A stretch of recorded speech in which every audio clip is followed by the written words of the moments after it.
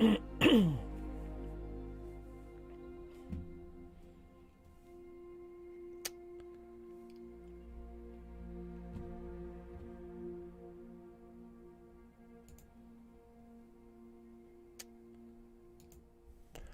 right, I guess we're live. We're alive.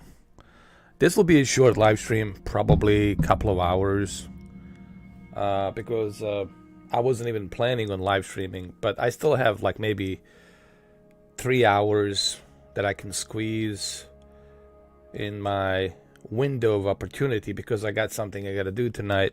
So I figured we can spend a couple of hours just checking out this new airplane that was just released on the marketplace called Husky A1C, which is created by and replicated by Asobo themselves.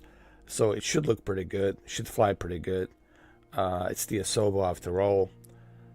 I like the fact that the Asobo is focused mainly on working on these little bush planes for the outback. And this plane can do many different variety of things. It can land on the water. It can land on the ice. It has about 10 different liveries that you can choose from.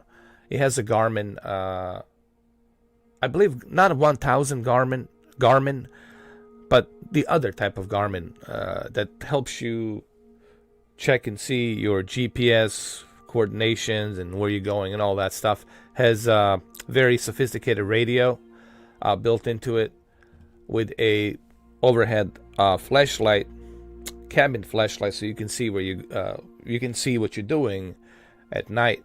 So we're gonna check this plane out for about a couple of hours. What's up, Fizz? How you doing, man? I'm doing good, man. A little bit tired, but I'm good, bro. Been working out, been pumping on some iron.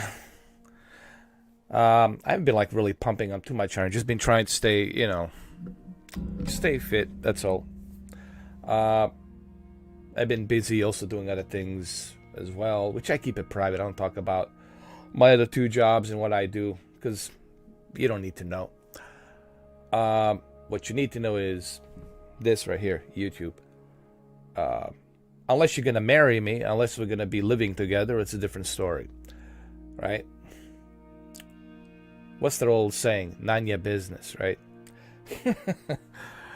So let's see if this airplane it's finished downloading. I think it should be, but I'm gonna go ahead. I'm gonna pick a location, and we're gonna go to my favorite spot, which would be New Zealand,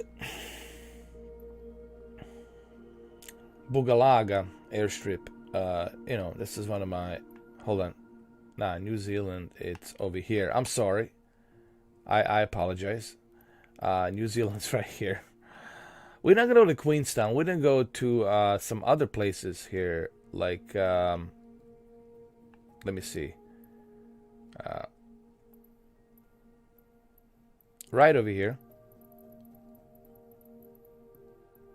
Next to Christchurch. Set of departure. And then we're going to go around this mountain area. Lake Coleridge. I don't know how to pronounce this lake over here. Coleridge.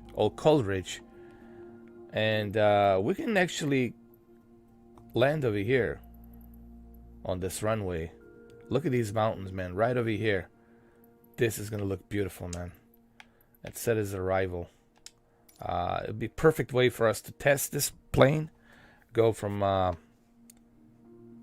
Christchurch past these mountains right here alongside the river, and then just land over here. Yeah, man. But the only reason I told you I was tired is because you asked me. But normally I wouldn't say it freely. I'm tired. I usually keep that inside. But yeah, I got my coffee, got my drinks. I'm all good, man. So let's see if this airplane it's finished downloading. By the way, this airplane's $15. I think it's super expensive, but I still got it because it's so damn expensive, I think this thing is still downloading. Let me see. Oh, it's complete. Download's complete. I think it should be available. Let's go check the airplanes. See what we have. It says that it's finished downloading, but we'll see. No, that's a Savage Club. Let's see. Is this it? No, that's not it.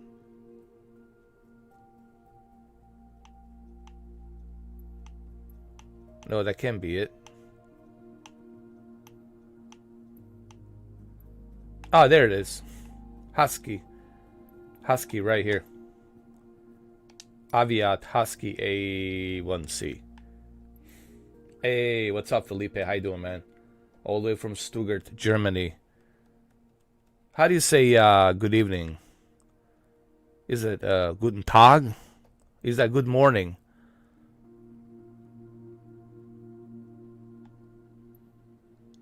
Let me see. That's a good day, right? Guten Tag. Or is it good evening? Let's see what kind of liveries we have. Oh, we got some nice liveries for $15, man. That's super expensive, but nice. Let's see. Hey, man, at least you get 10 liveries for $10. Come on. And of course, you got your Microsoft, the usual. I like this one. This one's a nice color to it. You got the pink. You got the gold. Ooh. Oh, I like this, man. This looks goldish. But I'm going to go with the yellow, man. I don't know. Yellow and black. I don't know. It just had the bumblebee written all over it, man. I'll go with the bumblebee color. But you got a total of 10. 1, 2, 3, 4. Yeah, total of 10 liveries. Which I like. I like this red one too as well. I like this one. I like all of them though. They're pretty good. Honestly. Not bad.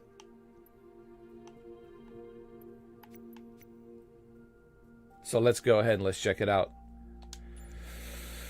Let's see how well this thing runs.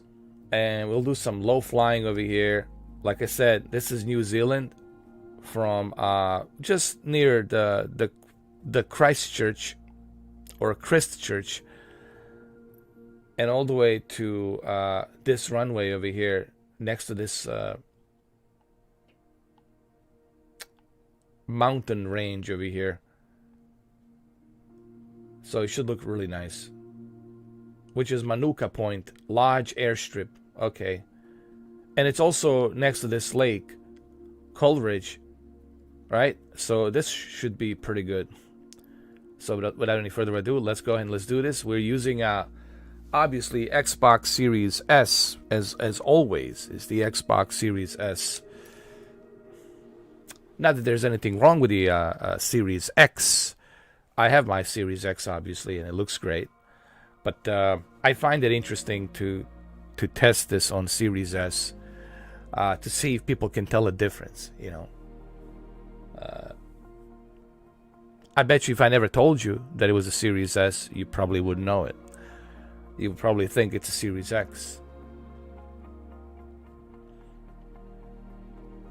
There has been some hiccups and problems in update department, but Asobo has fixed it. Asobo has implemented some quick fixes here and there. The quick resume works. I've been using it. Works just fine. But I'm aware that there was some issues in the beginning. Also, regarding Dolby Vision, the dynamic tone mapping will never be available on Dolby Vision. And you cannot use dynamic tone mapping with Dolby Vision. Also, you cannot use HGIG, which is the High Dynamic Range Gaming Interest Group. You cannot use that either. That's only available for HDR. So same thing with the filmmaker mode. You cannot use a filmmaker mode with Dolby Vision. Why would you want to use a filmmaker mode with a Dolby Vision? Because Dolby Vision is the best there is. Granted, some of these games are not mastered. Not some of them, but all of them are not mastered in Dolby Vision. But it still looks great, you know. Now imagine when it becomes available with a developer's ability to master these games in Dolby Vision and how good they're going to look. All right, so let's go and try out this Husky. Let's see.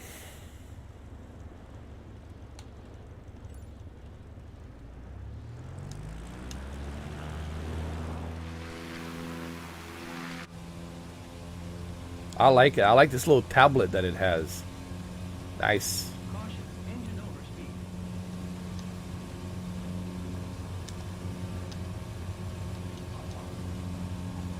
Caution, engine overspeed. Let me see. I love it.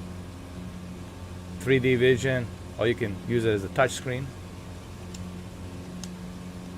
Hold on. Oh, that's so cool. Oh, that's so cool, man. I love it. Very nice. It has you that little 3D. Oh, this is great, man. I already love it. It has a nice little radio here. Tells you the fuel, the RPM, nautical miles, the speed, all that good jazz. I love it. Perfect. For 4K 19er, 79er, heavy continue for west departure. Look at this. Tower MRFOURKAY 19er, 79er, heavy continue for west. Look, even has a little handbag over here. Nice. All these little touches to detail. I love it. Oh, look at this, man. This is on Series S. How awesome that looks.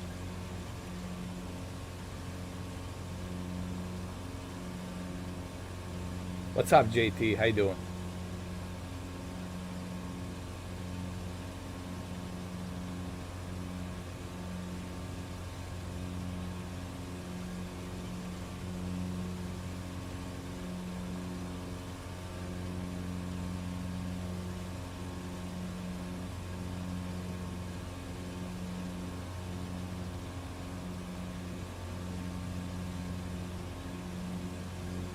By the way, I have my Ethernet cable connected to my Series S directly.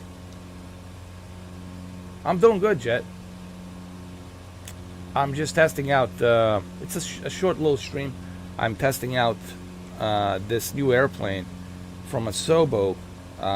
It's a Husky A1, I think A1C. Husky A1C, and we're in New Zealand right now, flying around certain passageways that I have already pre-planned, and I love the fact that it has this tablet right here. It is so cool. It's a touch screen. You have a map, you have a 3D vision. Now we're in a 3D vision. And this 3D vision is pretty cool. It tells you the altitude, it tells you the speed, and you can see like a very nicely detailed geometry of where you're going. For 4K 19er, 79er, heavy leaving my airspace frequency change approved. And it's freaking awesome, man. I love it. Christchurch Tower MRFOURKAY 19er, 79er, heavy frequency change. Christchurch approach MRFOURKAY. There, I just replied to you. 79er, heavy is type 3 miles northeast of November Zulu Whiskey Lima 1. I hope it was satisfactory. Request clearance to transition Charlie airspace. Don't you guys in India got nothing better to do, man? How many of you out there? 2 billion? Seriously, man. Get out of here. Block 7554 MRFOURKAY Don't you got some movies 19er, 79er, you need to illegally download or do some other crazy shit that you do?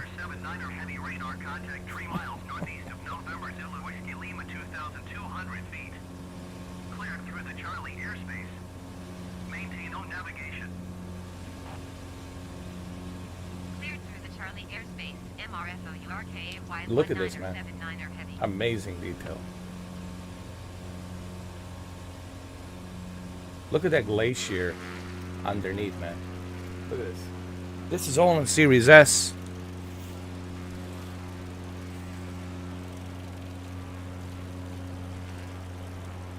Now, someone was complaining if the only way to truly appreciate this photogeometry, it's if you're about 3,000 feet up in the air. If you get closer, then it doesn't look that great.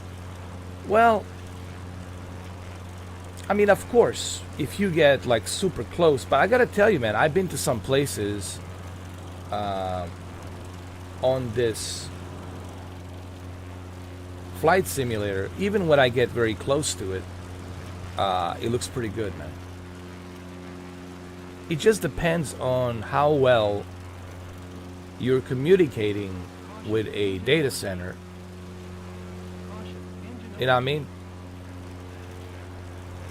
Because some people are trying to make a comparison to the X-Plane 11.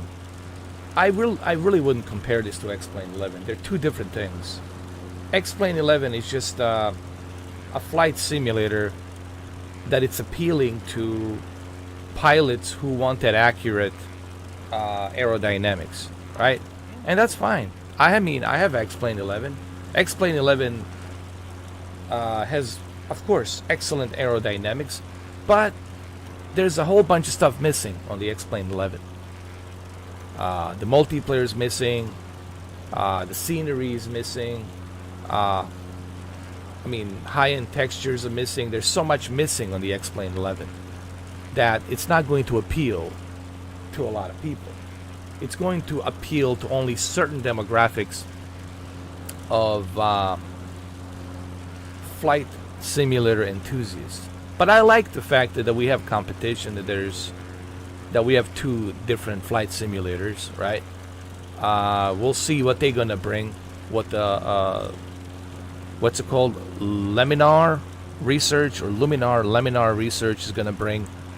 I want to see what they're gonna bring with the next generation of X-Plane. Maybe they're gonna bring something great. I don't know. But it's really gonna be difficult for them to catch up. By the time they release their game, the flight simulator is always gonna be ahead of the curve. By the time X-Plane catches up to this, flight simulator is going to be so ahead of the game. It's going to be so ahead of the curve. So I don't think X-Plane, it's competing with the Microsoft. I mean, because the numbers, if you look at the numbers, let me put it to you this way. I'm going to say this, and it doesn't matter if you're an X-Plane 11 fanboy or not. I'm going to say this. I guarantee you that the X-Plane Luminar research would have never bothered to upgrade to a next generation, quote unquote. They wouldn't be even working on the next generation if Microsoft Flight Simulator didn't come to the scene. They would have milked it. They would have milked it as much as they could until people start complaining it's getting outdated. It's getting outdated. But the only reason that now they're jumping in to create a quote unquote next generation PlayStation 3 trees looking like PlayStation 3 version, it's because there's a big daddy in town. And that big daddy is not from Cincinnati, he's from Seattle, from Microsoft. And the only reason X-Plane was able to breed for how many years? 15 years. It's because the flight simulator wasn't around. Sure, we had a Steam flight simulator, but X-Plane 11 was the one that people were looking for. Was the only, kid in town that really was bringing that realistic aerodynamics so you can travel around the world with a global, package. But this right here, they know it. Luminar Research, they know it.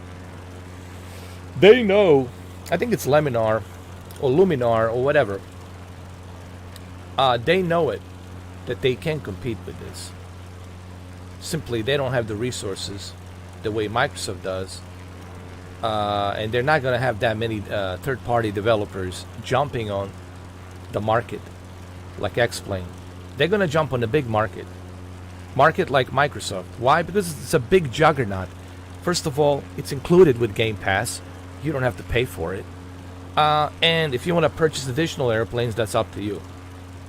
And why would developers, third-party developers, waste their time creating an airplane for an X-plane when they can just stick to Microsoft, where they know that's where the big market is. That's where a lot of people are going to be from the Game Pass. What's up, Wesley? How you doing, man? What's up, Felipe? Can you use a tablet in Cockpit? It depends on an airplane. Some airplanes, they have it. Some they don't. But you have this this tablet right here, which is a built-in GPS Garmin. Let's just call it a Garmin, some kind of a Garmin. And it has a 3D vision map where it tells you exactly geometry, where you're going, where you're flying, which is pretty cool, especially at night. This is very useful at night. It also, you can use a touch screen here. Check the flight plan. Look at your flight plan. You can see, you can look at the that we're departing from Christchurch International all the way up. Hold on, I gotta click over here.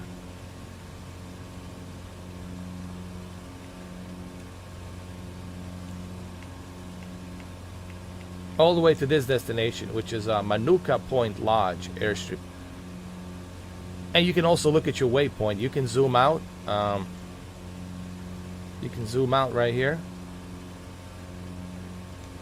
And you look at your waypoint, where you started and where you're going. And then you can switch down here. It's all touchscreen. You can switch down here and look at the 3D vision. Go back to 3D vision. There it is. And then you can also use the other info right here to look at the weather. Select the WPT. You can do that, but we're not going to do that right now. You can also check the map, or you can just bring it to the map and just use the map full screen. You can do that as well. You can zoom out. It's up to you. It's right here. Right, and there you can see everything you need to see. But we'll go back to the 3D vision, which I like. 3D vision right here. Keep it at 3D vision. And then here you got your your speed, how fast you're going, temperature, the fuel, oil, stuff like that. You got your volume, audio receiver, radio right here, tells you the frequency. Pretty cool, actually. Pretty cool. Not bad for super expensive $15 airplane, right? Any thoughts on some people claiming that Flight Simulator PC Sim Update 5 apparently downgraded visuals? Well, you just answered that question for me. That's exactly what it is. People creating controversy for the clickbait, or to drive the traffic to their forums, or it could be the X-Plane 11 fanboys. They're butthurt because they're, look, man, it's internet. It's so divisive. You got so many divisions, so many camps. You have access to 8 billion people have access to the internet. So of course you're gonna have misinformation, propaganda. You gotta use your brain. What do I mean by that? Why should I listen to someone else to tell me? Why should I believe that person when I can check it out myself? When I can go to somebody like Mr. 4K who did a live stream on Friday, who did a live stream on Friday with the update 5, was about 11 hours or 9 hours. I did 9 hours live stream on the update 5, and I was getting up to 63 frames per second on a high-end settings. 63 frames on a high-end settings. I went to a bunch of different places: Tokyo, Bora Bora, you name it, New York, etc., etc. So again, it's a bunch of nonsense, you know. So there's your answer.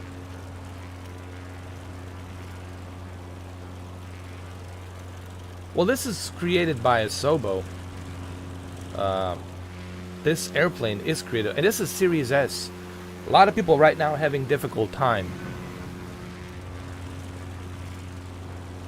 believing that this is on Series S, but it is. It is on Series S. I am playing it on Series S, as you can see. And I even got my Series S controller.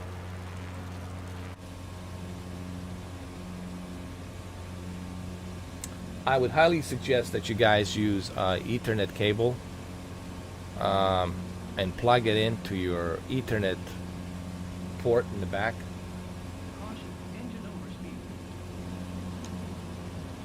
And look how beautiful this is. And I love the view. I love the view, man. This airplane is perfect for like sightseeing. When the textures are, when the photogeometry is perfectly loaded up. Let's go over here to the glacier. I want to check out this glacier, or this lake, or whatever it is. It looks like a glacier, but no, it's not. It's a river of some sort. And we're gonna continue. We're gonna continue our pathway.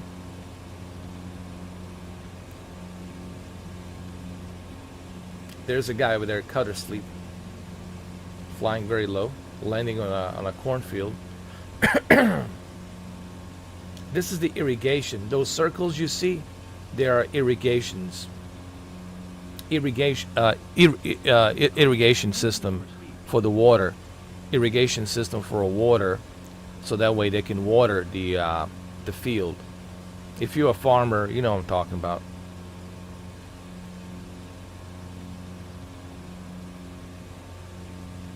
Very nice, man. Look at this.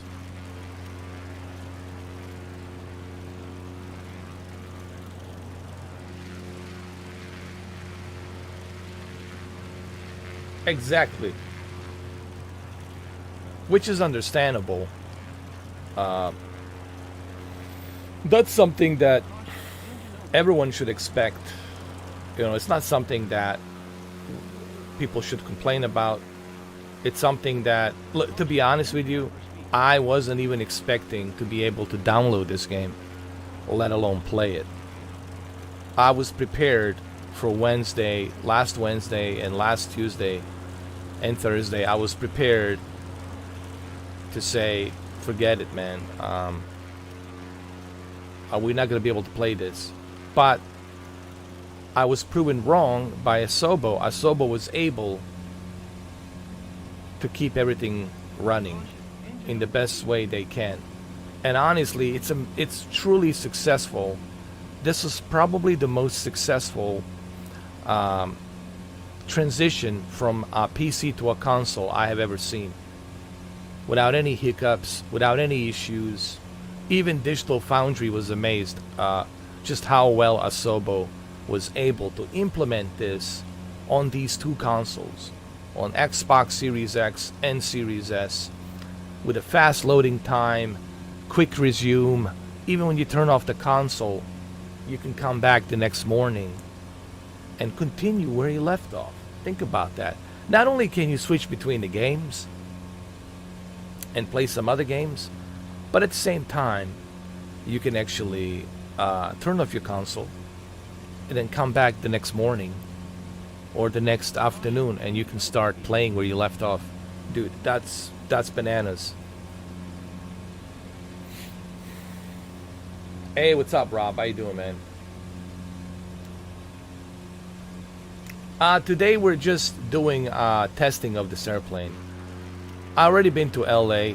I've flown there before. We're not doing any requests today. Today we're just testing this plane for a couple of hours. And we're choosing the scenery. We're not gonna go to any cities. I'm not interested in going to any cities. I'm just interested in checking this airplane with a outback scenery.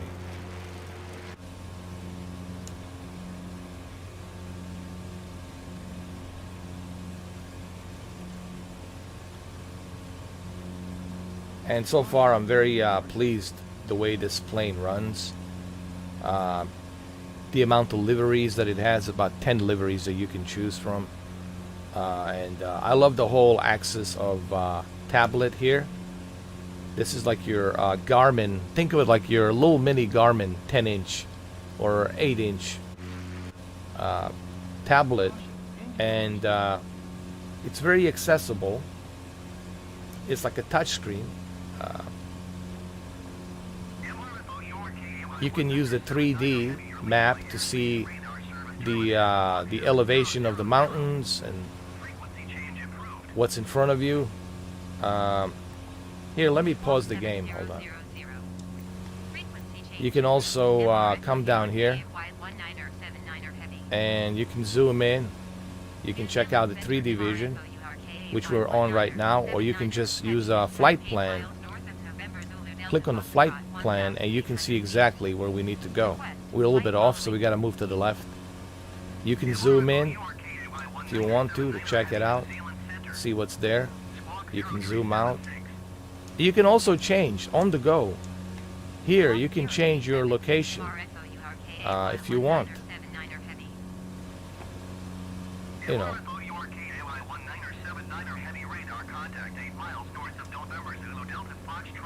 And then you can come down here.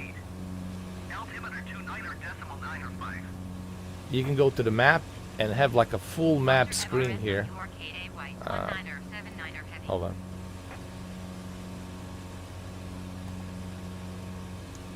You can have a full map screen over here.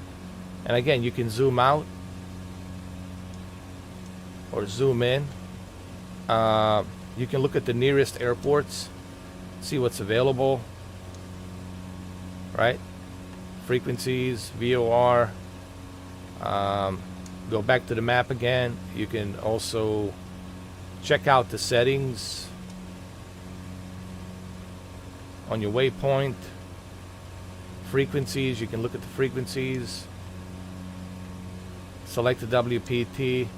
If you know the frequency, if you know the waypoint, you just type in the code. Right? If you have it, you type it in here. I mean, it's pretty cool, man. Pretty awesome.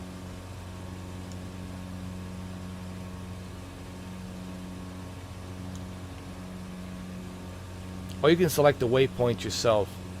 You can activate the new one,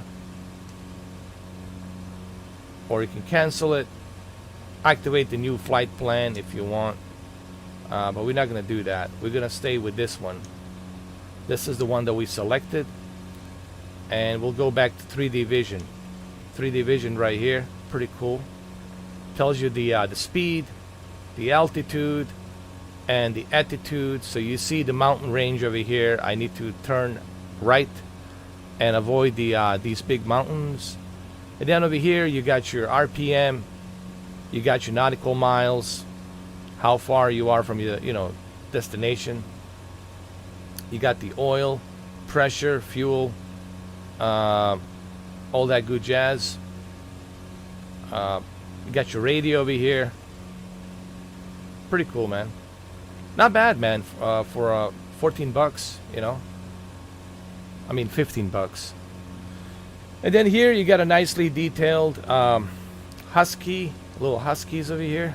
You can put some luggage here. And here you got your light. Everybody's always asking, where's the light? When you are flying, I've noticed some people seem to always have a difficult time to find the light. Well, first of all, when you're doing a night flying, the first thing you should do is before you even take off, before you even go out into the sky, you should have your cabin lights turned on. And usually the switch for your cabin lights are going to be up here, always above you. They're always going to be above you. You see right here? There's a light dimmer we can use right now. It's already 100.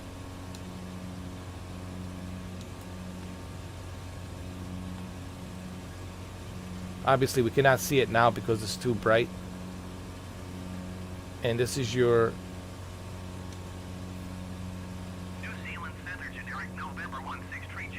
flashlight. Now this is going to be bright at night. Maybe I can show a little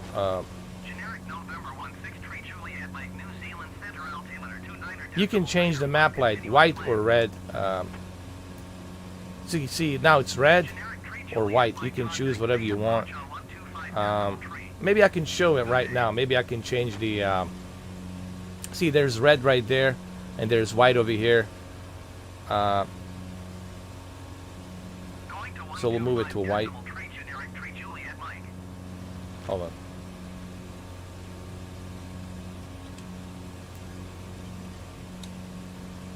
Or we can switch it to white.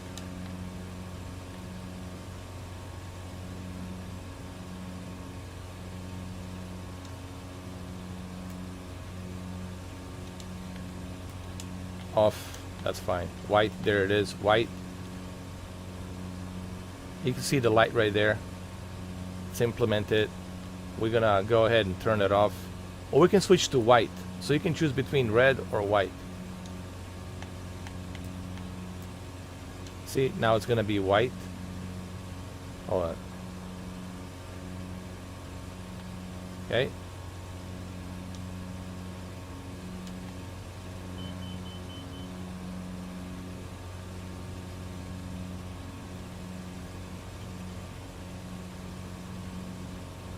See, it's white. Here it's white as well.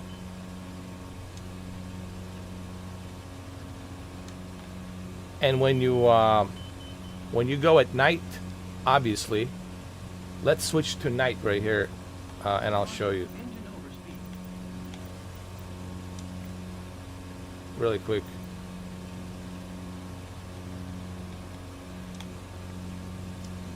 See? There it is. And you can adjust the brightness, like how bright do you want this to be. So you come up over here.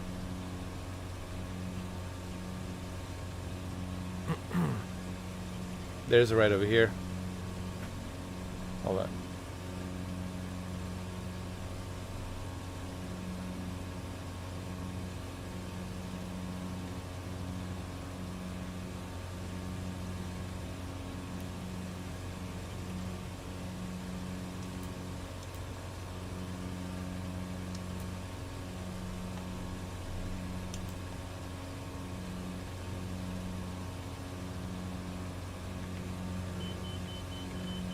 So anyway, I just wanted to show you this really quick.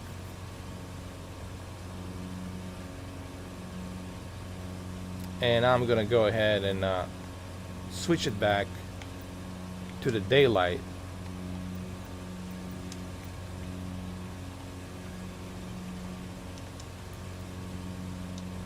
And we're gonna continue with our, flight plan. Right here.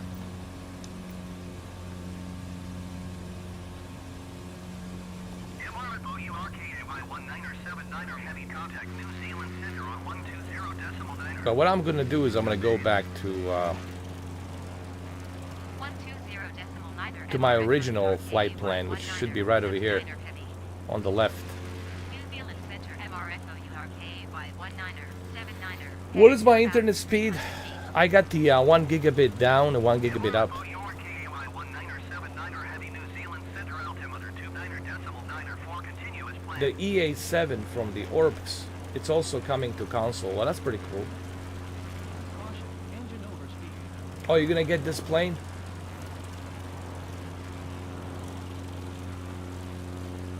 Yeah, Farasat Ali, you can use the quick resume easily. You can do that. I mean, this is all Xbox, man. This is the benefit of the Xbox console.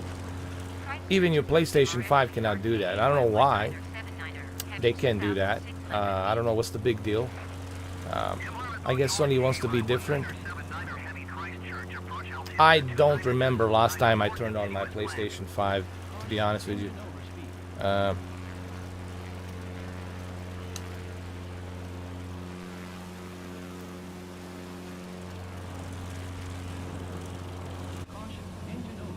So we're gonna continue with the flight plan. And our flight plan, it's right over here. Hold on. Let me see. Flight plan. Right there. So we're gonna have to zoom in a little bit. Okay. Got it. Got it.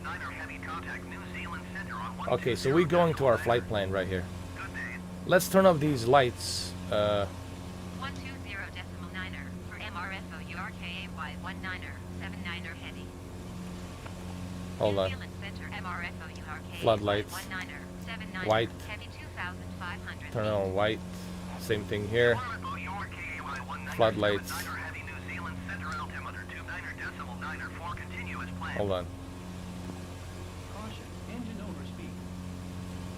Floodlights. There we go.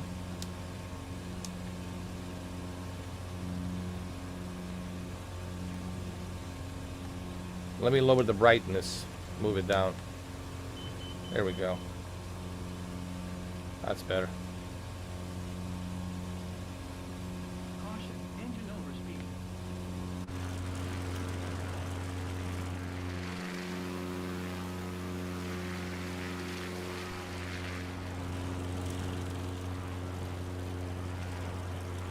Mike, if you want to change the time, it's really simple, man. All you have to do is click the left thumbstick.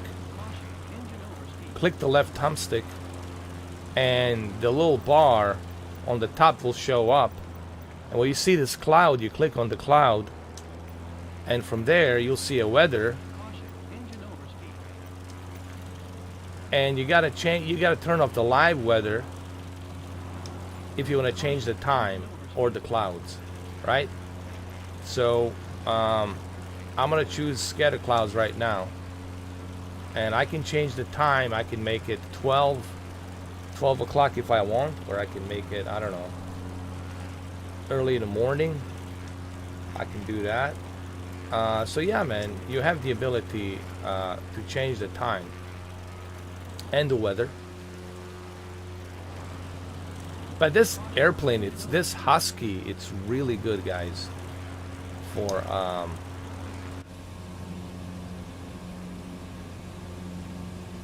sightseeing. And this is Series S. I don't know if you guys realize that I'm playing this on a Series S. I don't know if you guys realize that. I don't know. If I didn't tell you, do you realize that? It's, well, nobody knows. Even Digital Foundry doesn't know, but they assume it's an Ultra. They assume it's Ultra settings. That's what they assume. And with 1080p, locked to 1080p, it shouldn't be a problem to do an Ultra.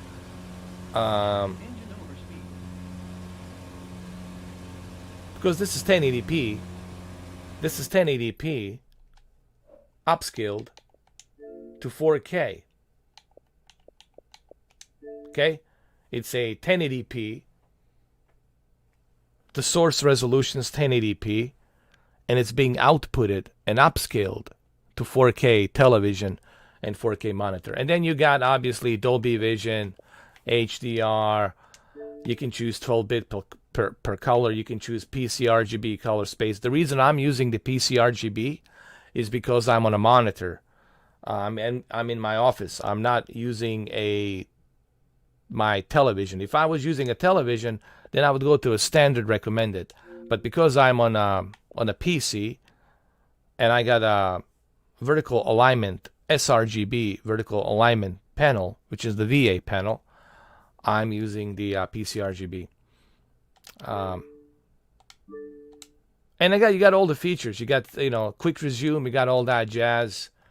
I can start Forza Horizon right now.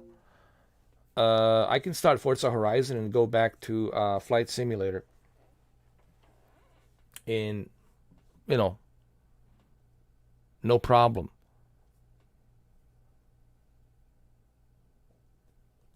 You can use a mouse and keyboard, yes. You can use a honeycomb yoke controller. You can use the upcoming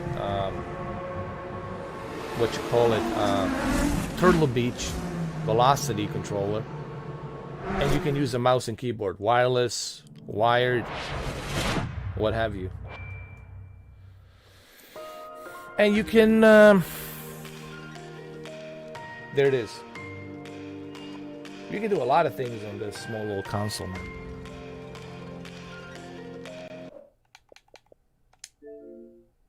Quick resume. Continue where I left off. That's it.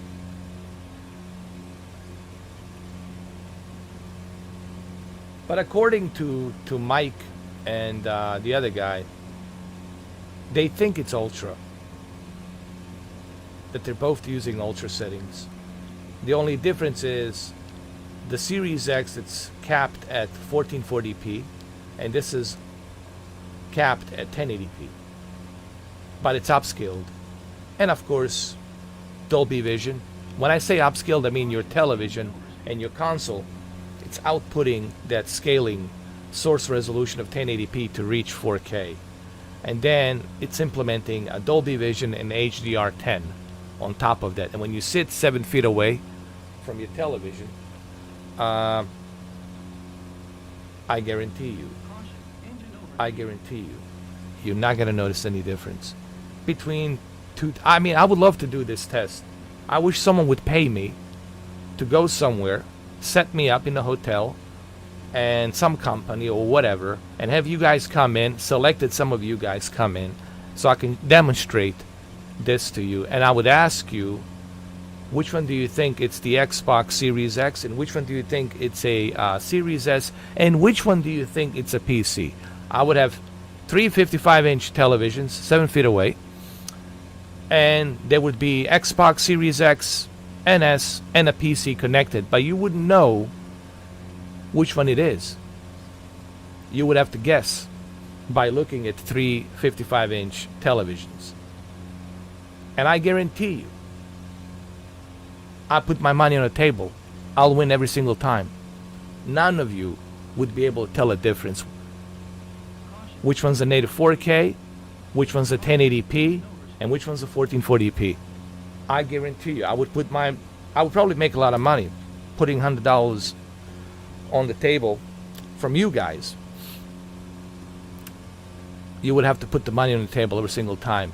And I guarantee you, every single time you guys would lose. You wouldn't be able to tell a difference. Because you can't tell a difference sitting 7 feet away. You can't. That's just a fact. How can you tell? Is if I tell you, if I bring you close and I show to you what to look for. Well, that's cheating. That I'm helping you. Okay, I'm guiding you. I'm telling you, okay, see, you get closer, you see a softer image here versus a little sharper image there. This is all science and a fact, But apparently, some people, they can tell a difference, from a video, from a compressed video, with some guy filming their television, they can tell.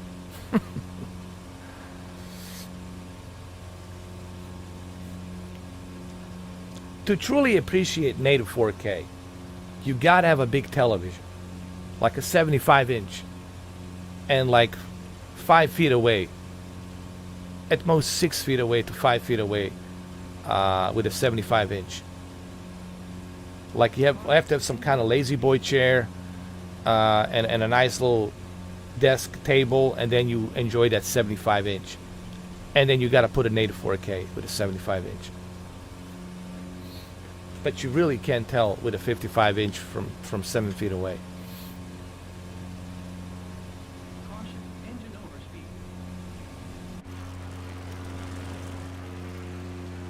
Oh, look, I'm very happy with this airplane, dude. This airplane runs smooth as a butter, man. Smooth as a butter. Caution, engine overspeed.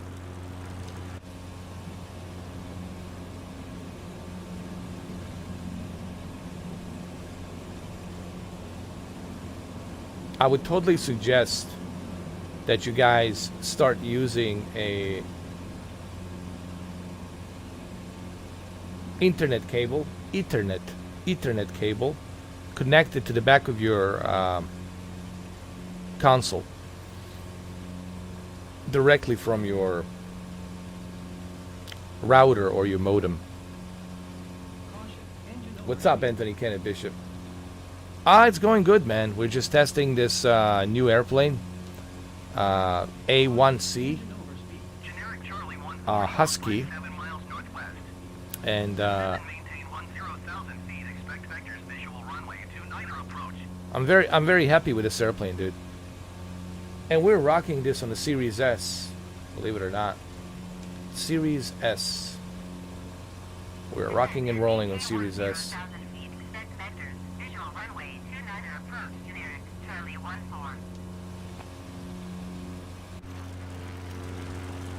Caution, engine overspeed.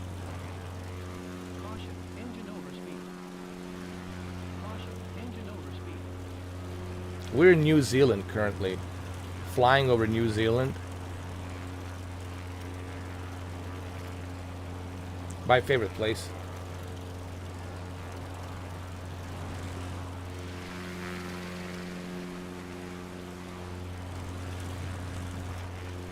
I'm gonna go around. You know what, man? I'm not gonna take that route.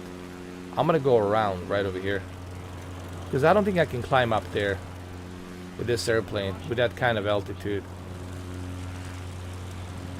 You guys have to remember, this is a bush plane.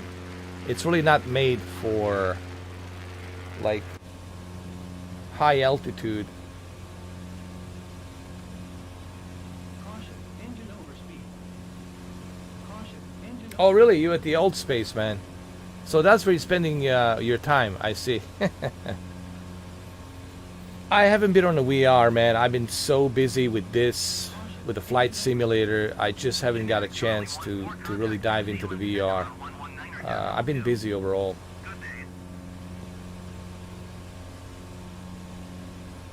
Well, Chris, you made a right decision, man. You made a very good decision. Going to 119er. Decimal 2 generic Charlie 14. You're not going to be disappointed, man. Purchasing that Xbox Series X, and you even have a 4K player included. A 4K player included, just in case you want to use it. Quick resume, velocity architecture, expansion bay for the SSD. I mean, just the Game Pass alone, man, it's just ridiculous. So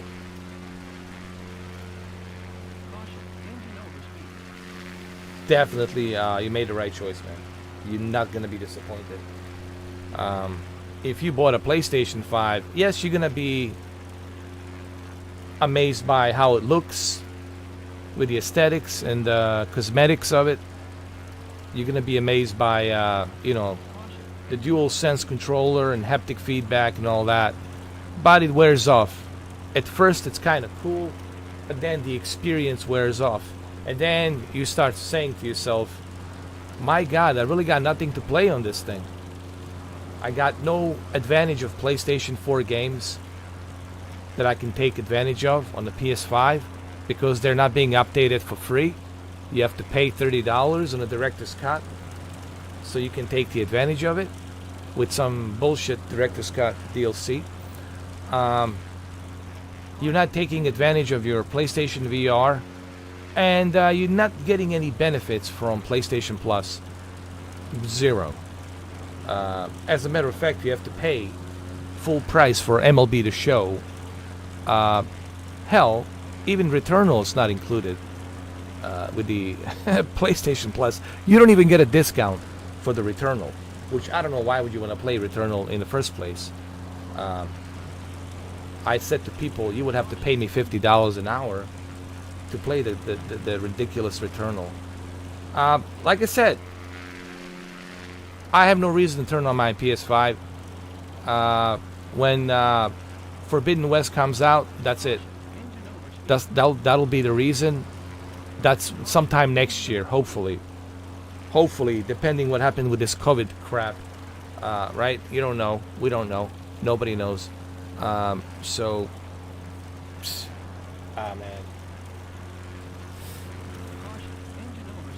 Third-party games, I can play them on the Series X, and some of them they're included, like Outriders are included, and a bunch of other ones on other games are included.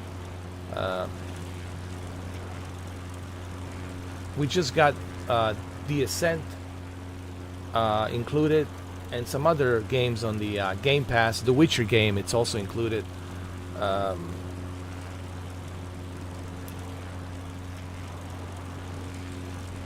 You can't even switch to 1440p on a PlayStation 5. Why can't I switch to 1440p and take the advantage of 120 hertz? Why can't I do that? I should be able to do that at any given time.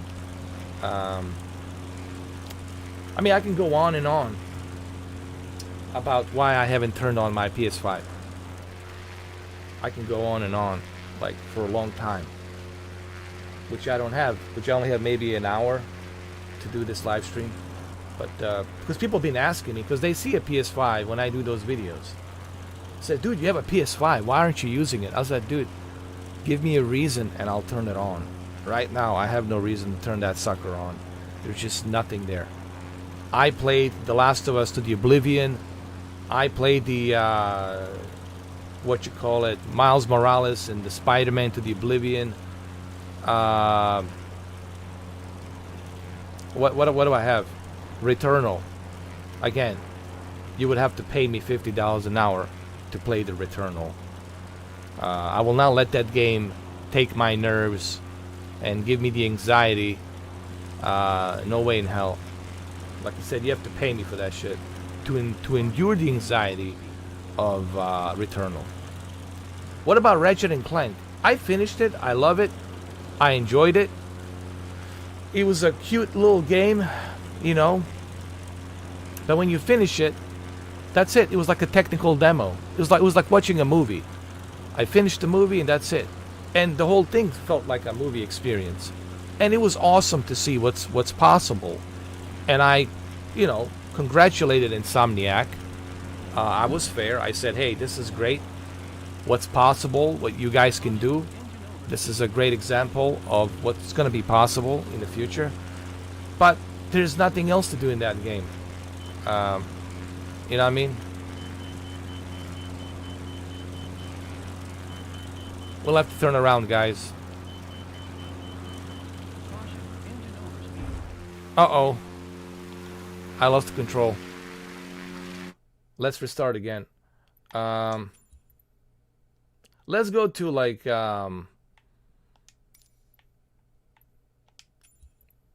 go to Los Angeles. Somebody was asking Los Angeles. Let's see. Let's fly with this plane to downtown LA. And let's choose a different livery. We have a different livery to choose from. So yeah, guys. Hold on a second. Again, I just don't have any reason. Like I said, Rift Apart was great. I have videos on, just type my name, Mr. 4K Upscaler, Rift Apart. I've done a live stream. I've done a bunch of videos.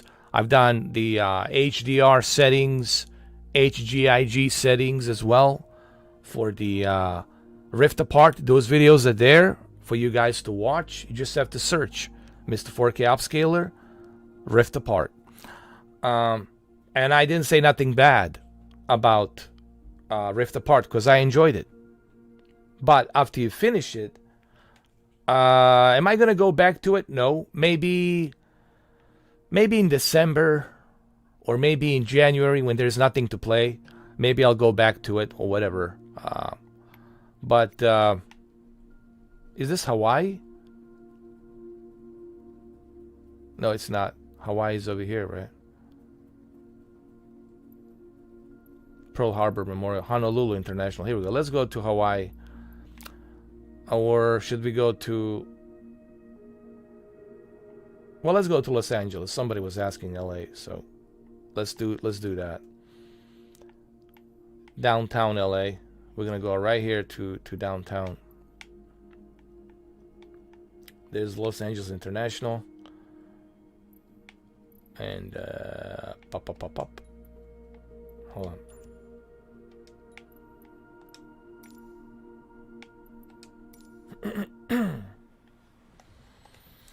But like I said, Rift Apart, I finished it. It's a cute game.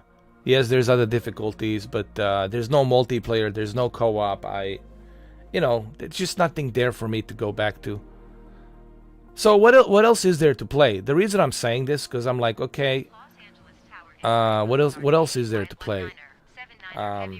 Days Gone, I finished it, I played it. 60 FPS, it's cool that they added the 60 FPS, but you would have think they would have done more than just that, considering the game's coming out on PC. Well, it came out on a PC.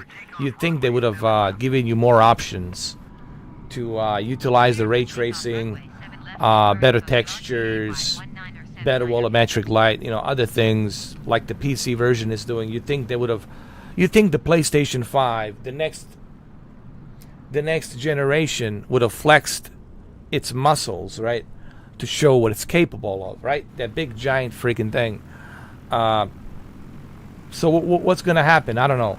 Director's Cut, Days Gone, Director's Cut, Death Stranding, Director's Cut, God of War, Director's Cut, Spider-Man, Director's Cut, Miles Morales, or whatever.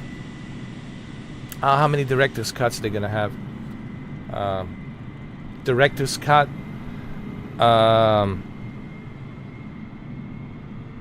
Horizon Zero Dawn, or whatever, right?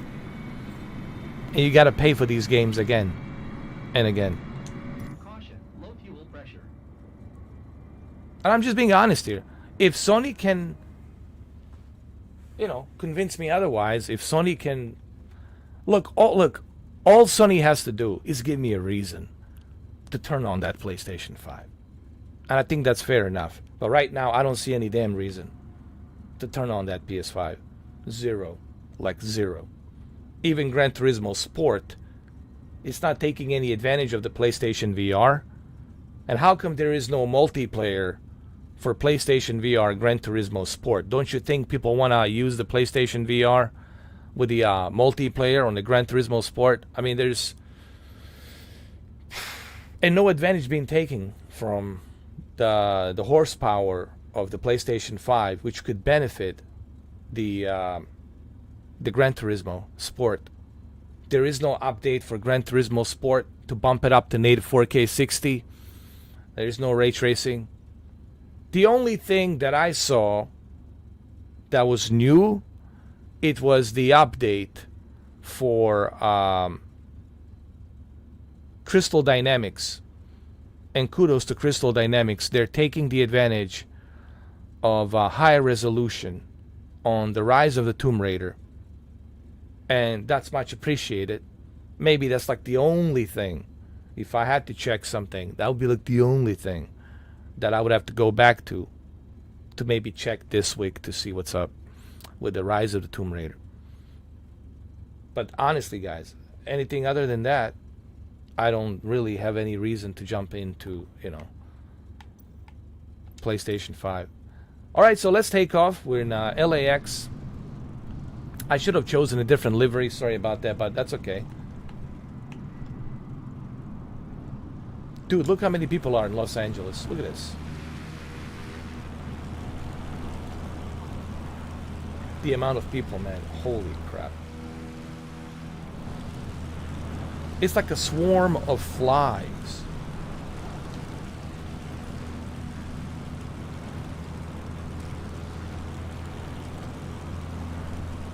Exactly, Lee. You know.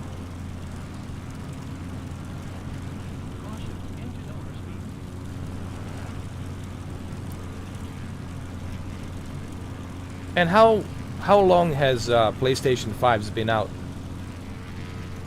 8 months? 9 months? Something like that. 8 months? 9 months? Or whatever. Guys, this is Series S. Look at this thing, man. Series S, LAX. No BS.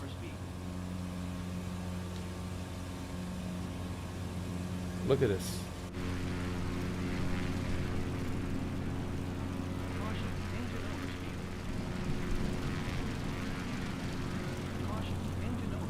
Alright, let's go to downtown.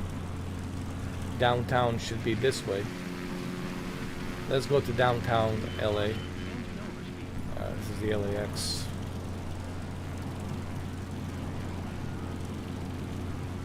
This is a huge city, man. What is it, like 8 million people? I think maybe more now.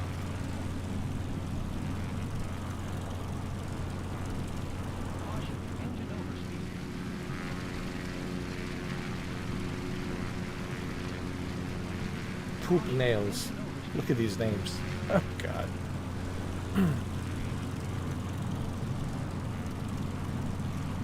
This airplane really runs great, man. Can't complain. Let's change the map. Let's go over here and let's select the map, which would be 3D vision. Hold on.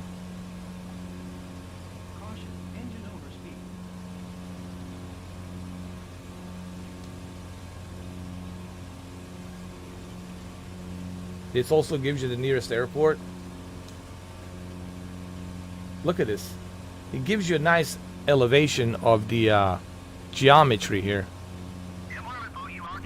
Perfect.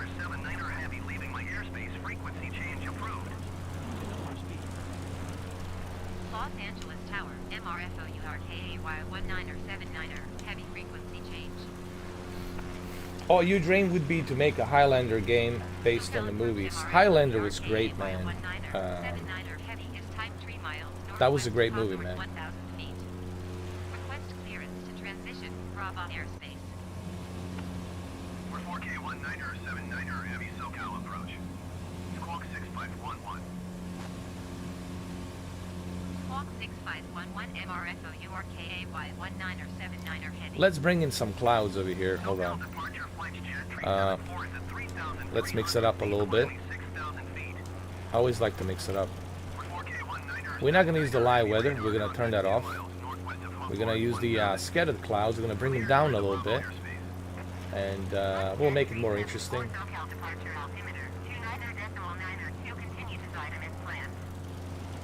Cleared through the Bravo airspace MRFOURKAY19er 79er heavy. Leave it more interesting like that. We'll bring this down.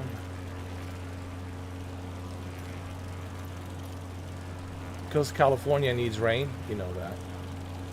They definitely need the rain more than ever. And for now, we're good to go. Hold up, here we go. See? That's better.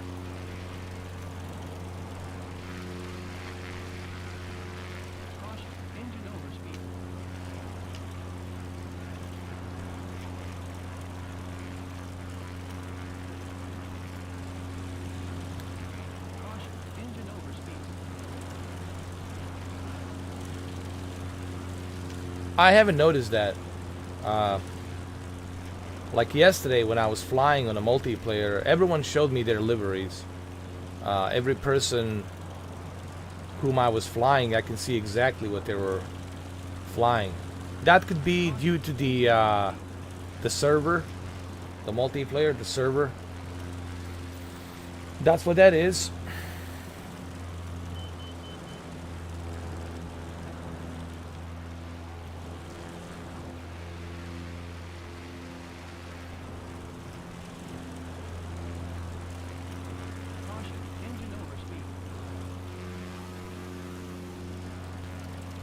You know, you have to remember, this software requires you to be connected to the internet, and it requires you also to have a steady internet bandwidth, and it also requires you to not have any limitations on your data from your internet service provider. And of course, the Azure servers have to be steady. They have to be very steady. They have to be able to endure the bottleneck of so many people jumping in on this, so many people, you know, trying to jump on this game. Well, I call it software, but not a game. Why? Because it's included. Whenever something is free, people will jump on it. Majority of people will jump on it because it's free. So you have to take consideration the amount of juggernauts, of the amount of people. Like, we're talking hundreds of thousands of people. That's like a juggernaut of people jumping on to play this game from various different parts of the world, various different parts of continents, you name it, right? Jumping on all kinds of different servers. And let me show you actually just how bad it is here. I'm 49 millisecond ping, and look at this. Northern Europe 114, Western Europe 131, Southeast Asia 241 milliseconds. That's how bad it is.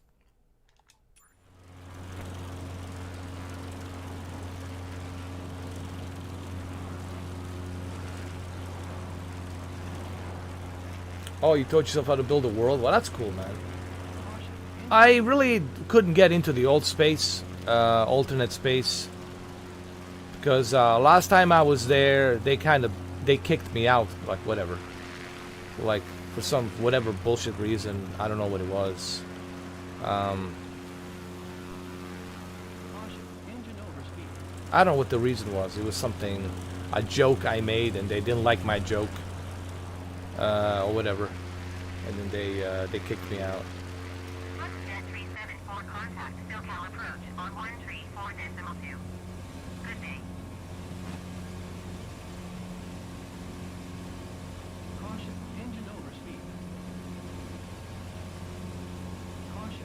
Oh, there's the downtown. Downtown is right over there. I would like to see helicopters next year. That'll be great in the future to see the helicopters.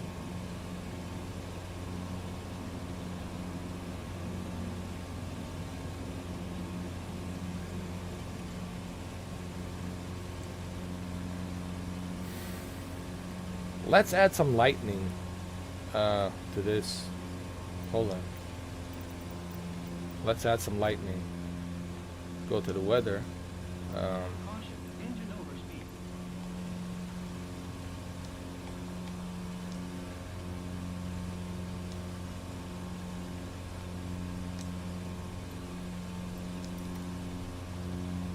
Scattered.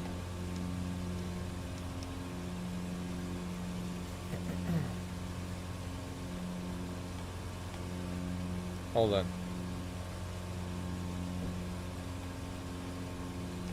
Let me change the time.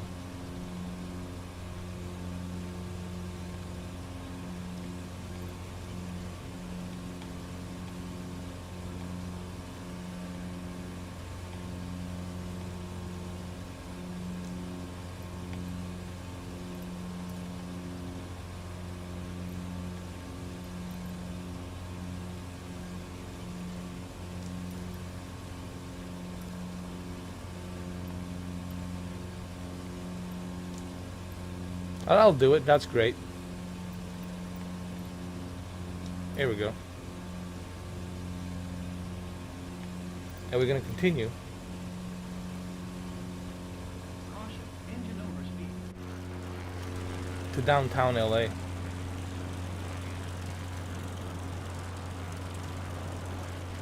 Hey, what's up, Rodrigo? How you doing, man?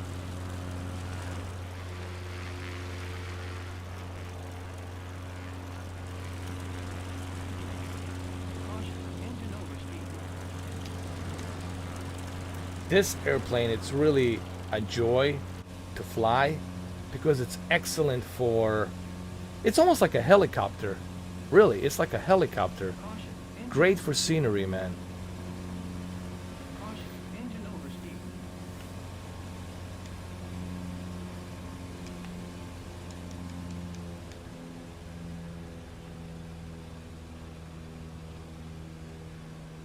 Hold on. I need to adjust my RPM.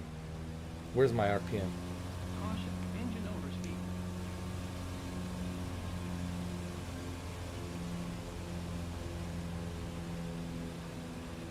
There we go. That's better. That's better.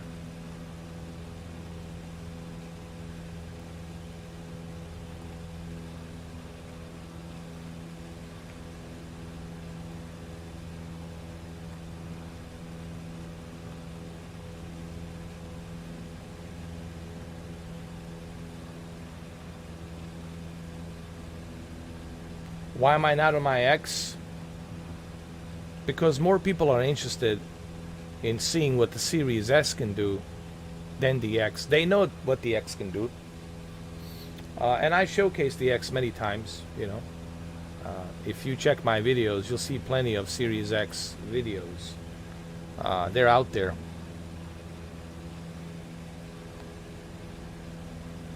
But more people are fascinated by the Series S than they are by the X because, well, the cost, cheaper, smaller built, compact.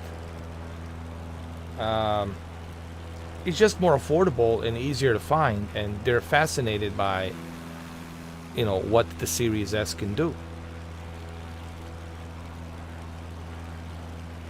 And quite frankly, even I'm fascinated with what this console is doing for the amount of money you're paying. Yeah. There's the I think Staples Centers right there. This is usually where they have the E3 show and all that jazz. Right? The E3 show is over here somewhere.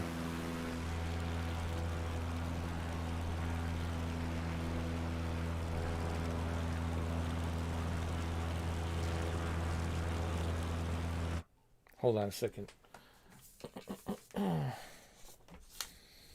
Just get up. Look at my altitude over here.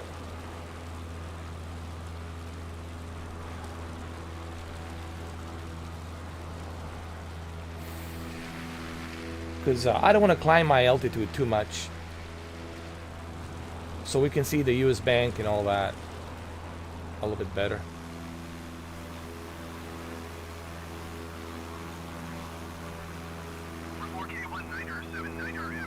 Oh, look, there's an Englishman following me. Walk 1200. Frequency change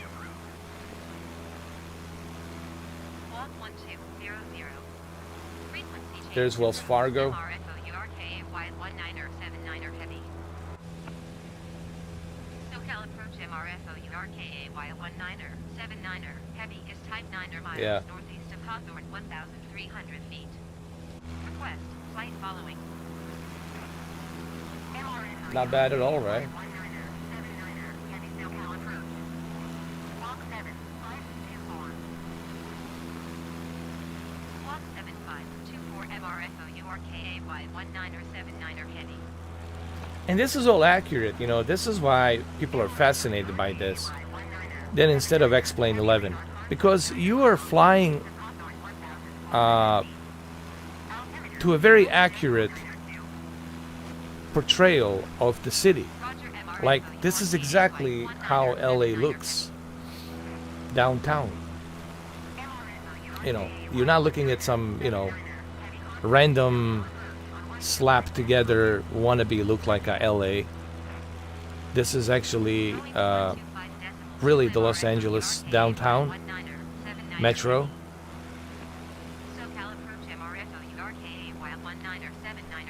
And people who live here, they'll tell you, oh yeah, for sure. I know that building, I know that building. I know what that parking is. I know exactly where this is. I'm sure they're going to tell you, oh yeah, I know those two buildings over here as well. You know, they're not gonna deny the fact that, hey, this is pretty accurate. And I think that's the fascination. People are so fascinated by this flight simulator. Oh yeah, I can see the Hollywood sign. I just need to find the Bob Hope airport. Is it north or south? I need to find the Bob Hope, because I know it's around Bob Hope, just not too far from Bob Hope airport. That's where the Hollywood sign is.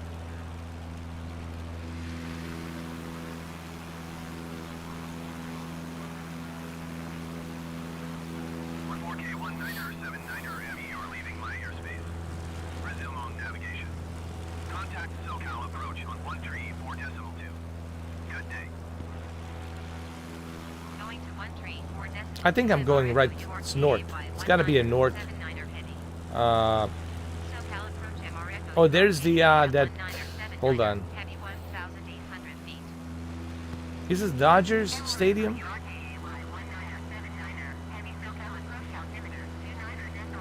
Oh yeah, for sure.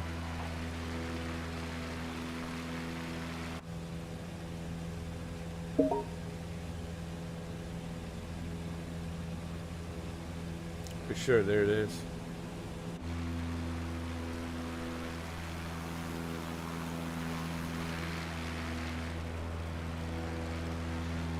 Let's go to north. I think that's where it is. North of downtown. The Valley. They call it the Valley, and it's right there in North Hollywood. Beverly Hills is around here somewhere. I think that's Beverly Hills down there.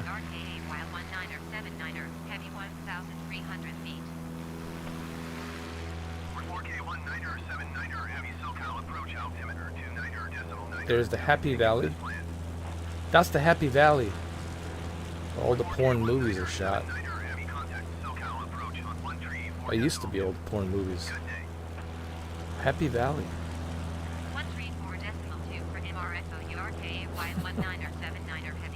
That's why they call it Happy Valley. That's why. You just have to take a little peek around the fence next to the pool, and you'll see a porn being filmed. Happy Valley, bro. Have you guys been to LA? How many of you have been to LA, right? It's a very first of all, it's a juggernaut. It's a huge city, man. But it's a very interesting city. How do I explain it? There's a certain vibe on the West Coast. There's like a certain energy there, man. It's hard to describe. It's like you have to experience it, man. You gotta go there. It has this vibe of, it's like a machine that it's constantly running and it never gets tired. It's like a treadmill that it's constantly running and it never stops. That was my experience with LA. It's just this constant treadmill running. You know, it never stops.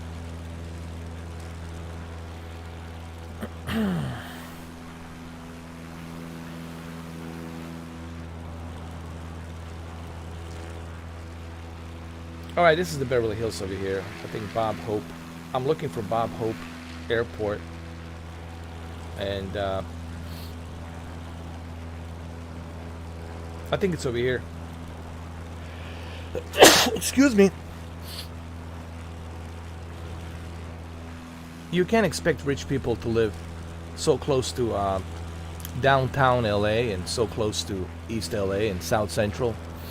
You know, wealthy people, they want to live, they want to be in a special place, separated, because they feel special.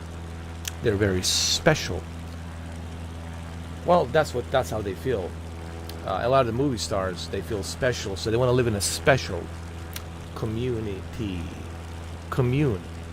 They want to live in a special commune because they feel that they are, well, you are celebrating them, you're cherishing them, and they feel that they're like gods. They feel that they're better than you. No, really, I mean, they get off on this stuff. I'm not kidding. Not all actors, not all movie stars, but I do know some of them that they get off on that shit, man. If you guys only knew what they say about you behind your back, and you pay for their tickets, you buy their movies, if you only knew what they say. Ask some drivers. I know a guy who used to drive a limo in LA, and he would hear all kinds of conversations in the back. I also know a guy who was a private jet pilot, and stories they would tell me, man. You would never ever listen to their song. You would never ever buy their movie. You would never even care if you knew.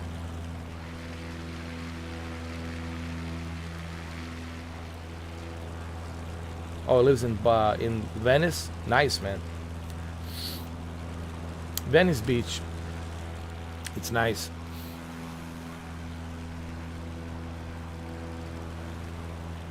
Oh, there's the observatory. So the Hollywood sign should be here nearby. This is the observatory. The famous observatory. And you got quite a long way to drive to get up here. It's such a long drive, man. And there's a park. People park on the side of the road, man. Getting up to this observatory. Which is right over here. Yeah, there's the parking, dude. I know people would like, not because you wouldn't be able to find the parking, dude. Look, people would park even along the side of the road here, man. They would park all over the place here.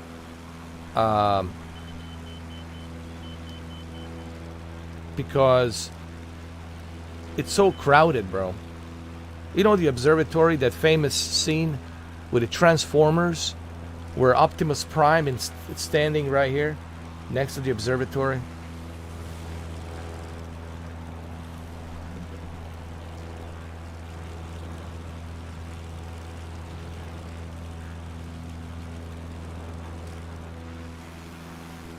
Yeah, this is like a Bob Hope. You got the Bob Hope airport, and then you got Beverly Hills, so North Hollywood. So yeah, it should be right over here. I'm pretty sure it's here. On the opposite side. On the opposite side. Right here.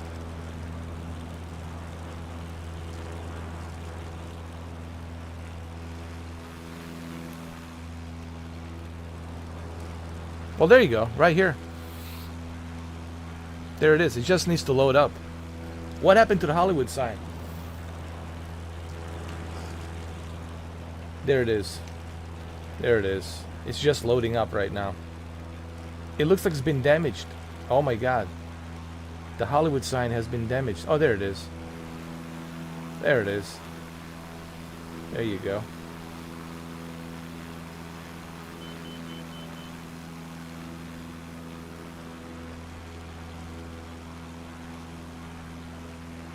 There's the road right there.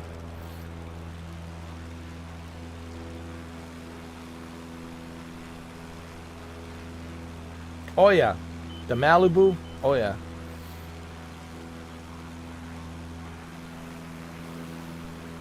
There's Hollywood sign right there. It looks kind of nice with this airplane.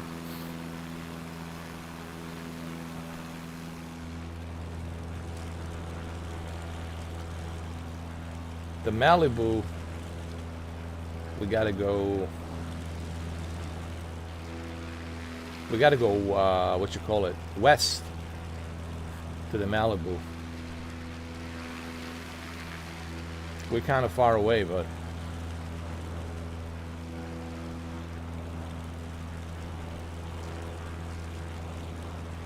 see, all of this requires a lot of data to be downloaded from the server, from the from you to the server.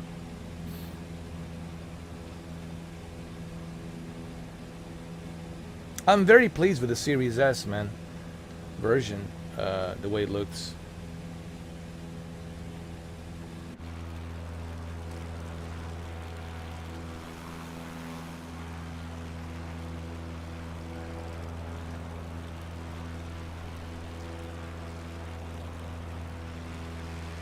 I think this is supposed to be Beverly Hills, but we have to wait for it to load up.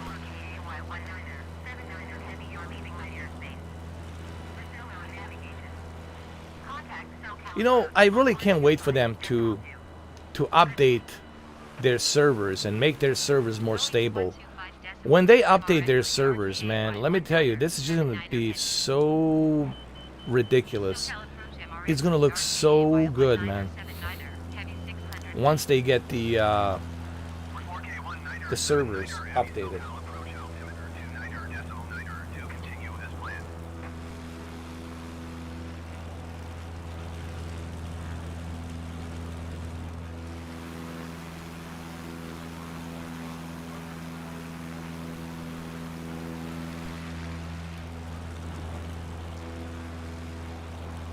I think that's Beverly Hills right there.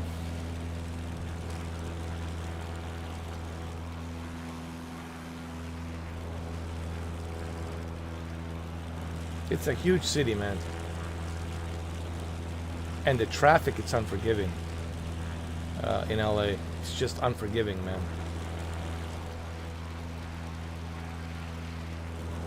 Like I said, it's a city unlike any other city, really. You meet all kinds of people, man, from all walks of life. And the city feels like a treadmill, like a machine. It just keeps on moving, and it never stops, man. It's like a untiring moving machine. And you got 8 million people, right? Something like that. Hey, Englishman. He's following me.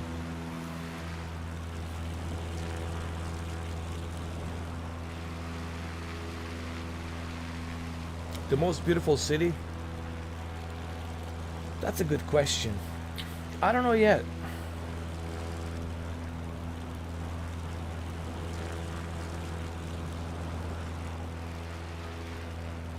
I mean, Miami's nice, you know.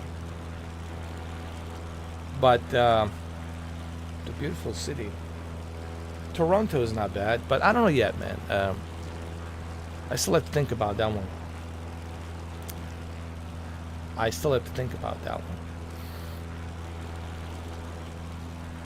So this is Beverly Hills, huh?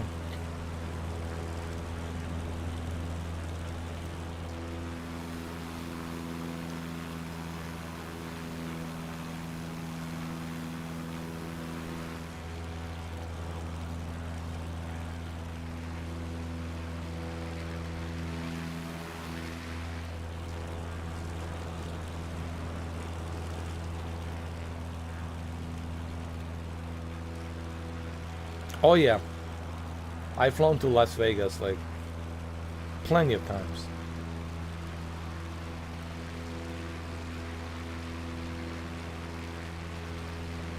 The one thing you notice in LA, it's the helicopter pads. So many helicopters in LA, man. It's crazy.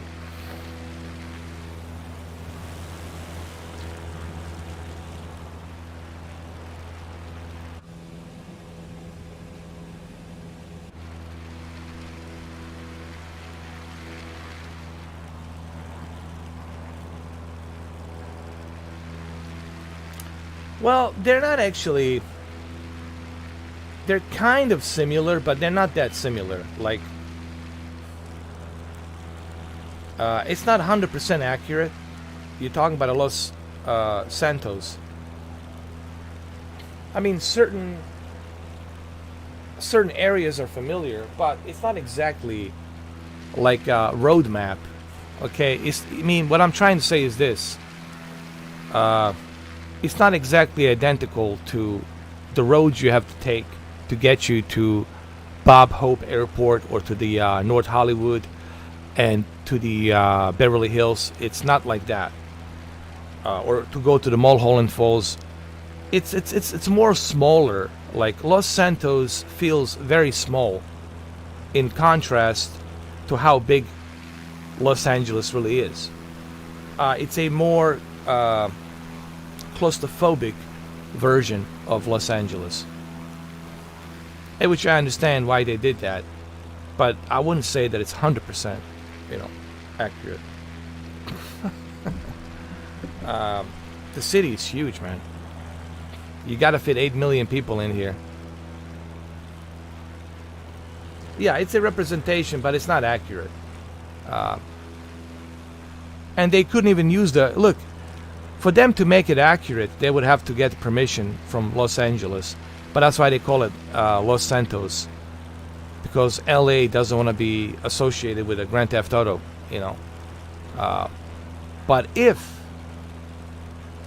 Los Angeles City and the county agreed for them to use the real name of the city and real locations, then of course they would have scanned the entire city, the entire county, and then obviously it would be really real.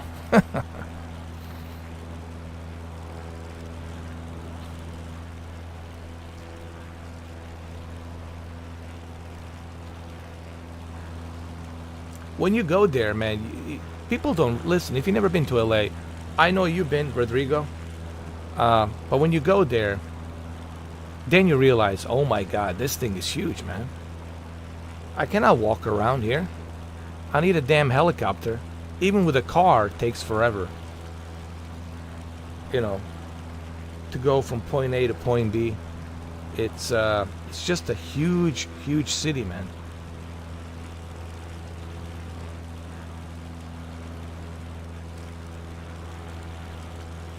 And then the game will have 827 gigabytes. Exactly. 827 gigabytes. But hey, this is impressive. I'm impressed with the Series S. I'm also very impressed with this airplane, which you can use the tablet here to look at your flight plan if you have any flight plan. You can zoom in right here.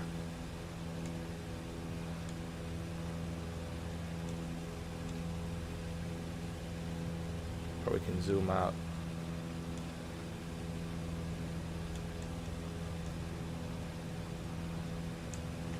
Get 3D vision.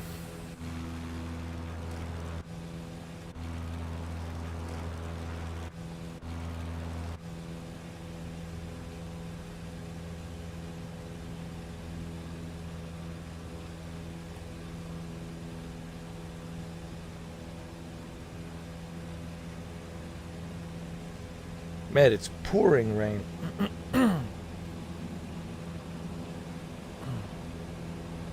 Where I'm at right now, man, it's been raining every day here in Miami, man.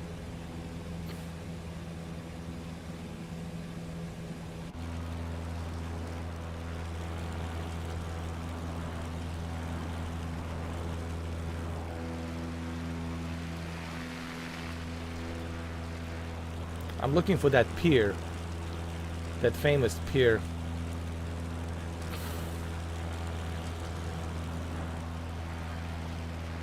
But I have to wait for the whole thing to load up. I have to wait for the data to load up, before we go on a Pacific Highway.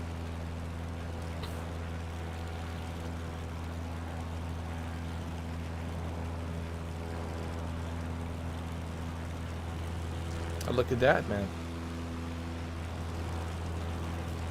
This is like a new version of Grand Theft Auto. A new version of Grand Theft Auto, man. But more real. Cal approach, MRFO URKA 51979er heavy. Request clearance to transition, Bravo airspace. This guy, what's his name? Englishman. SoCal approach. Cleared through the Bravo airspace. Oh, there he is. He's following me. Bravo airspace, MRFO URKA 51979er heavy.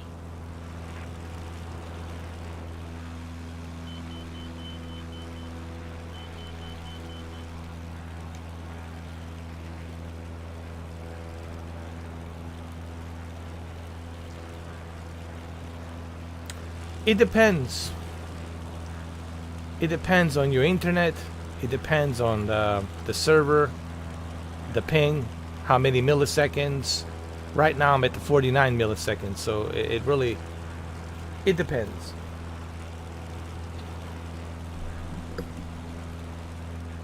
Oh yeah, Rio de Janeiro. Looks awesome.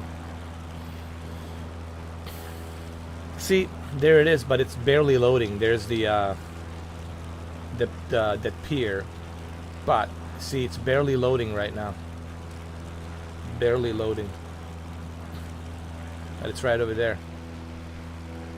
All right.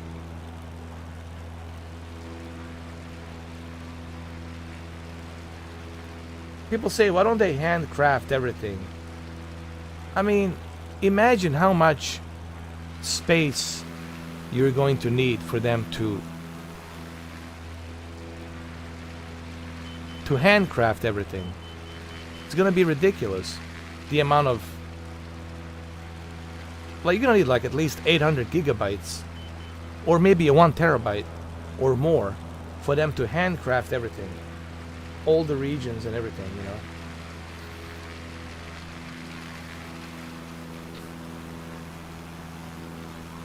Yeah, like a 1 terabyte or something.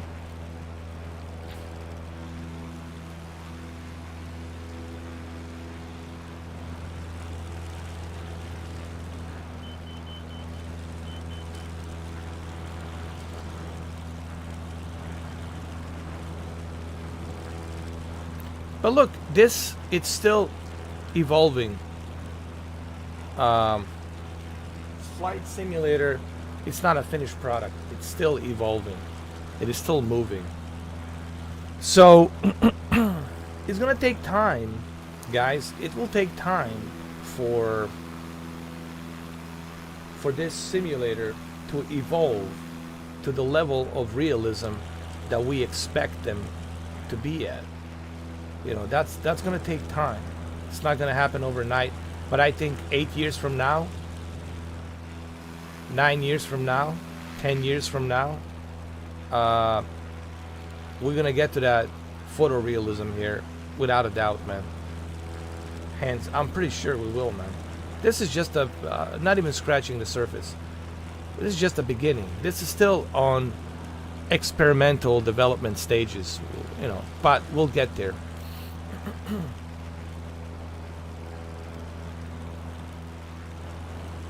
But you have to remember, this is the entire planet, guys.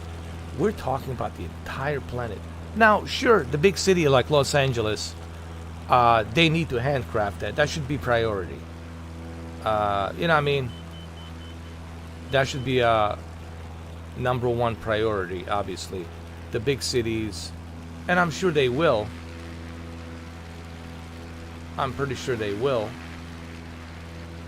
But when? I don't know. Like New York City, LA, San Francisco, Seattle, Miami, Washington D.C., you know, Boston. These are the cities that obviously, Atlanta, they need.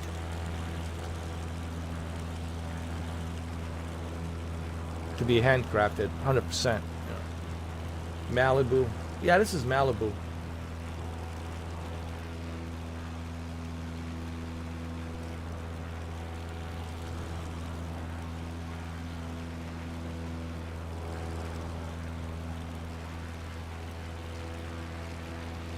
It's so beautiful, man. The Pacific Highway, man. Pacific Coast Highway.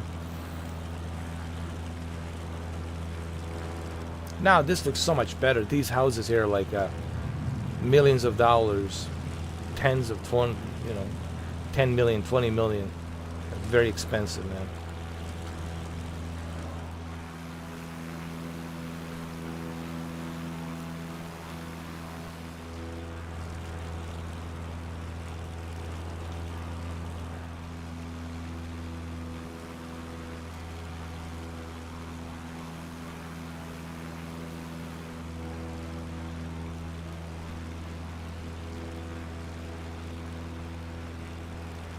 And this neighborhood right here, it's also expensive. The houses here are just like ridiculous, skyrocketing prices. 10 million, 20 million. And then you have to remember, property tax, for you to pay property tax here in Malibu is like, holy crap.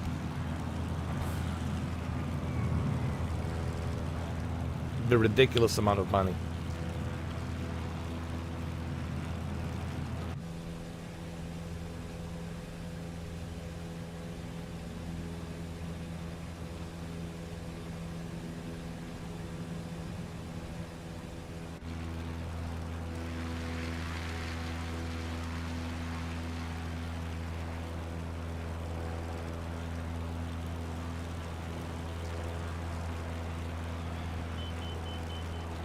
These roads are very dangerous.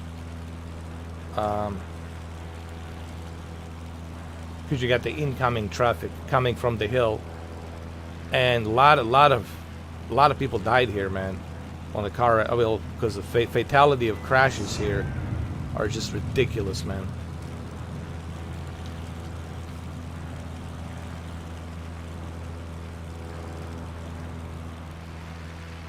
Oh yeah. I think this is where, what's his name?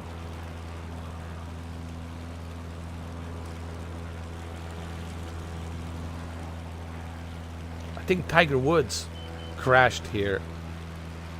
I don't know, is he in good condition, man? What happened to him? I know he had that accident, but it was around here somewhere. Because people want to drive fast around here, and they don't understand. Oh, here, I crashed too. This right here, man, it's just, it's brutal. Maybe I can use my drone to show you how brutal it is. Anyway, let's get back to the main menu. What is it, 8 o'clock? Oh, shit. Look, man, I like this plane. It's so good for sightseeing. And there's other liveries that I forgot to show you. Maybe we can go to San Francisco. Santa Barbara is nice, man. We can go to Santa Barbara right here.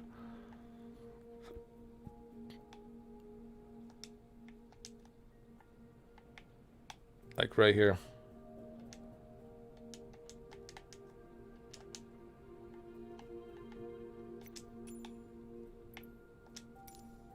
Got a bunch of liveries. Got this one, that one. We got pink. We got even this one. It's pretty cool. The gold version, orange version, red version. This one's pretty cool. I like it, but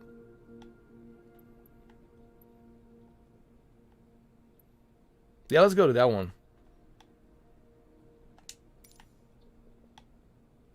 This one right here.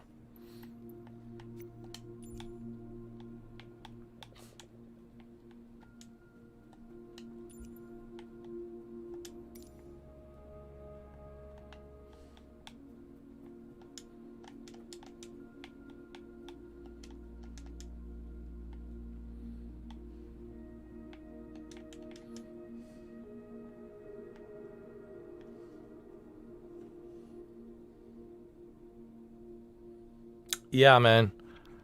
I don't know why people ride bicycles there, dude. It's so dangerous. Any place where you have narrow roads, two-way, when you have oncoming, when you have these small narrow roads, where you have the incoming traffic coming from the opposite side, on your left and on your right, you're going north and they're going south. And you got these curves going uphill, downhill, left and right. Dude, those are very dangerous roads, man. You know, that's how you crash, man.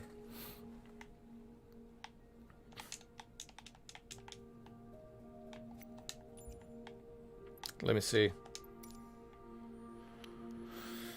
See if I have time to do one more. I know what's going on. Hold on. Maybe I need to turn off the Forza Horizon. I think that's why Forza Horizon it's turned on. I think it's putting a bottleneck.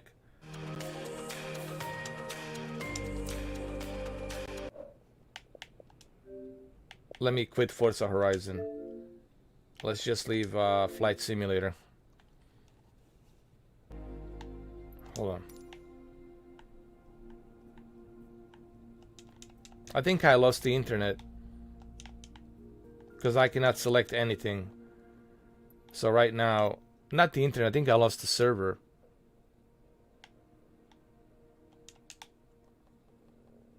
So the internet's gonna be something that it's always gonna be required for you to fly this game. And I know some people are making the argument, they're saying, well, you know, that's the benefit of X-Plane 11. Because it features the real aerodynamics and it's more focused on bringing you that flight experience. And that's fine and dandy. I have X-Plane 11. There's nothing wrong with the X-Plane 11. I've flown it and the aerodynamics are pretty good. I'm not going to lie. That's the one thing they got going on. You know, the street lighting down on the surface look more realistic. They don't look flat. They look all handcrafted. Everything's handcrafted on the X-Plane 11. But the problem with the X-Plane 11, it just destroys your PC, bro. There's too much stuff happening, too many shaders, too much stuff happening that needs to be rendered, and you gotta have a really powerful PC. That's another thing you have to think about. However, on the X-Plane 11, you don't have to be connected to the internet. You just need to have plenty of hard drive space, and then you can play the game offline.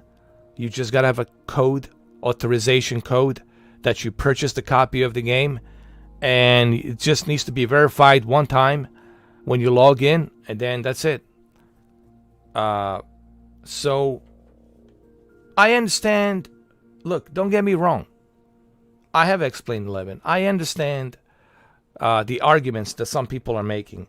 But X-Plane 11, it's only focused on pilots.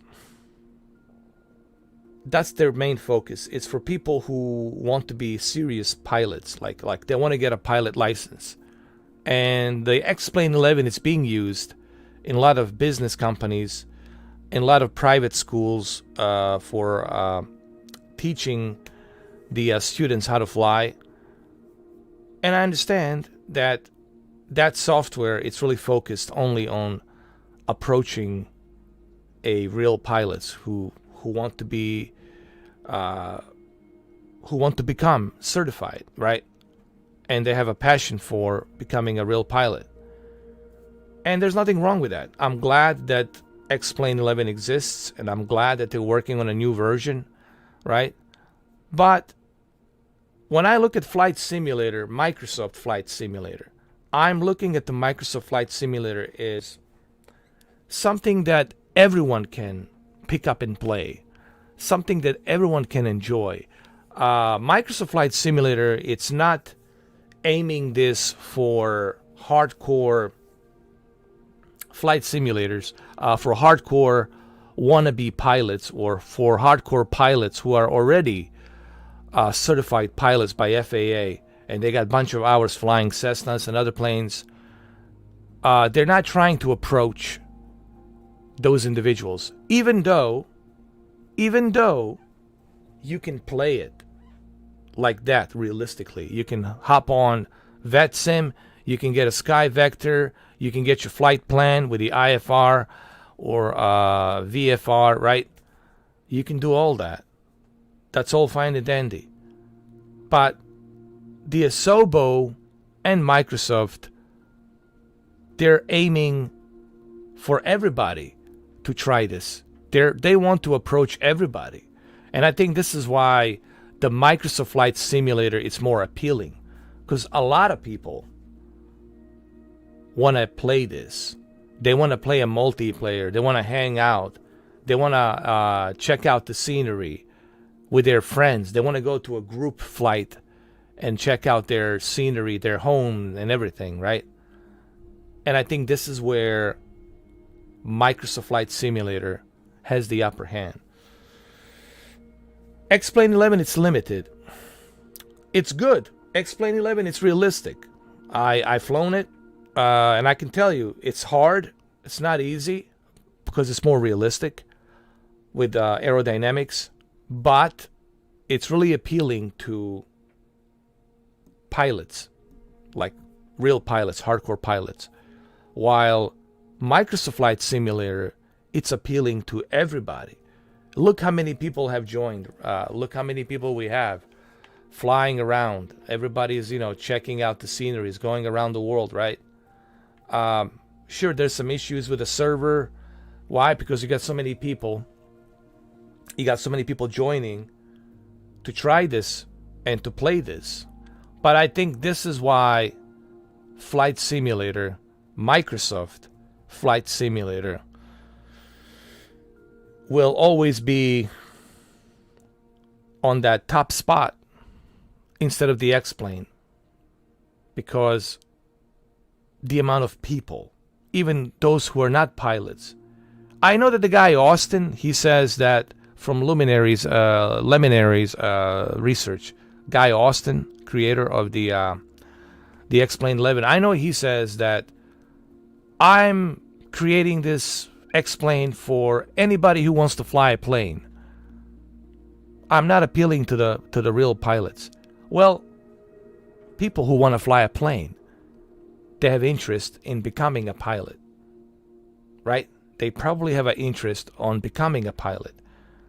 So you are appealing to our real pilots and those who want to be pilots. Those who are maybe going through classes and they want to be, fly their first 170 C-170 Cessna or whatever, or a Skyhawk Cessna. So you are appealing to pilots. And your software, it's only limited for that. And there's nothing wrong with that. But you can't tell us that you are appealing to everybody, Austin. You're not appealing to everybody. This right here, it's appealing to everybody because everybody can pick this and play. Your grandma, your mama, anybody can pick and play this. You don't have to have any, knowledge on the attitude, altitude. I mean, Jesus, you have pilot assistant that can fly you. You can just kick back, relax, and enjoy the scenery. You have a flight assistant. A grandma could click flight assistant and kick back, relax, and enjoy the scenery. So Microsoft Flight Simulator, it's appealing to everybody. But you can still play it realistically if you choose to do so. That's my approach in the whole X-Plane 11 and Microsoft Flight Simulator. I know they're going to have in San Diego representation of their next generation X-Plane 11. And like I said, I have no issues with X-Plane 11. But it's two different things. And it's a good thing that we have two different things. It's a good thing that we have one company only focused on aerodynamics, and for those who are truly interested in becoming a pilot, that's where the X-Plane 11 is. And that's where it should be for those who are interested in truly becoming a pilot, to learn everything, instruments, how to talk to ATC, remembering your squawk code and how to reply and all that stuff, right? learning the ins and outs of the aerodynamics, right? And all of that. There's so much mathematics and there's so much science behind flying an airplane. It's not just, let's push the throttle, let's go up and down, right? There's so many things you have to think about when you're flying, but I'm not going into detail about that. You guys can research that. Microsoft Flight Simulator can be played as a real simulator, and some pilots are playing it as a real simulator, but it's not forcing you. Remember, it's not forcing you to fly it as a real pilot. X-Plane 11 is forcing you to fly it as a real pilot, because that's what their main focus is. For you to learn, just like American Truck Simulator, right? American Truck Simulator, you got to learn how to fly that thing. I mean, how to drive. How to drive that truck. Every truck feels different, feels heavier. Which corners, if you're hauling some big cargo, how to turn on the corners, how many degrees, all of that. You have to learn. Same thing with a train simulator. You really got to know how far before you stop the train so you can perfectly stop on that station, right? So those are the simulators. That's why they call the simulators. Same thing with the internet racing. But this here, you can play it. Anybody can play this, any which way you like. And that's the appeal, where majority people gonna be jumping in on the flights on the Microsoft simulator. Hopefully that makes sense. I don't know. All right, guys, I'm gonna end it right here. My servers are, crashing. I did say 2 hours, and the live stream is 2 hours. Like I said, I like this new plane, Aviat Husky A1C. It's only $14.99. It's only $15. I know to some people $15 might be a big deal, but it's really not that expensive considering what you are getting with this airplane. Let me go to my hangar. Let me just show it to you.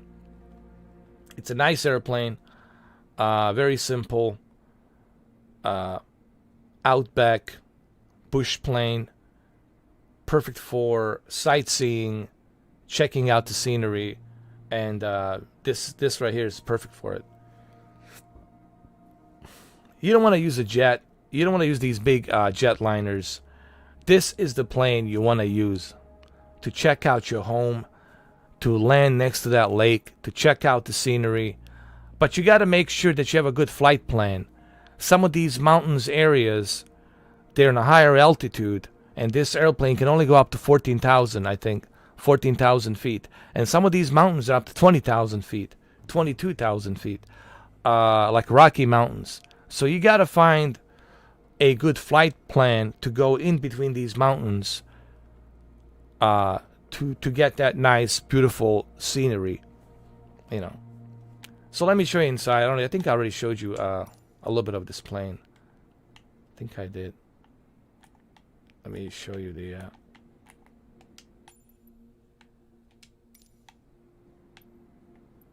I want to show you inside. It's very nice, very detailed.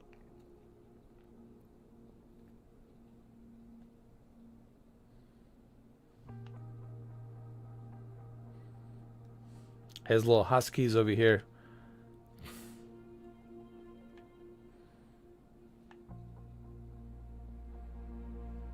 This looks like a Metal Gear airplane.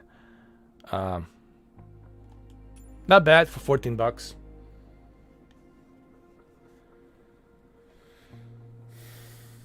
Cessna 152. Cessna 152. Oh yeah, that's the that old school Cessna, right? From the 90s. I think it's from the 80s, right? The 152. I think so.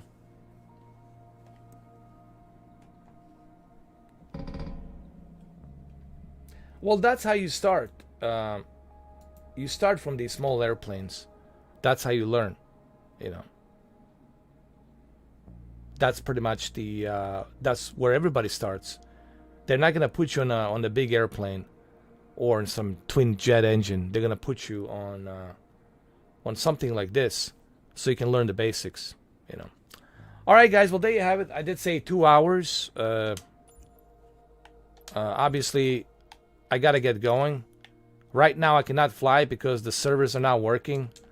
Nothing is available at the moment. I cannot click on anything. Oh, it's from the 50s. Oh, shit. So that's super old. Super old. But there's a lot of mixture, right? With the prop and oil, and it's like a carburetor, man. It's like the same principle as a carburetor.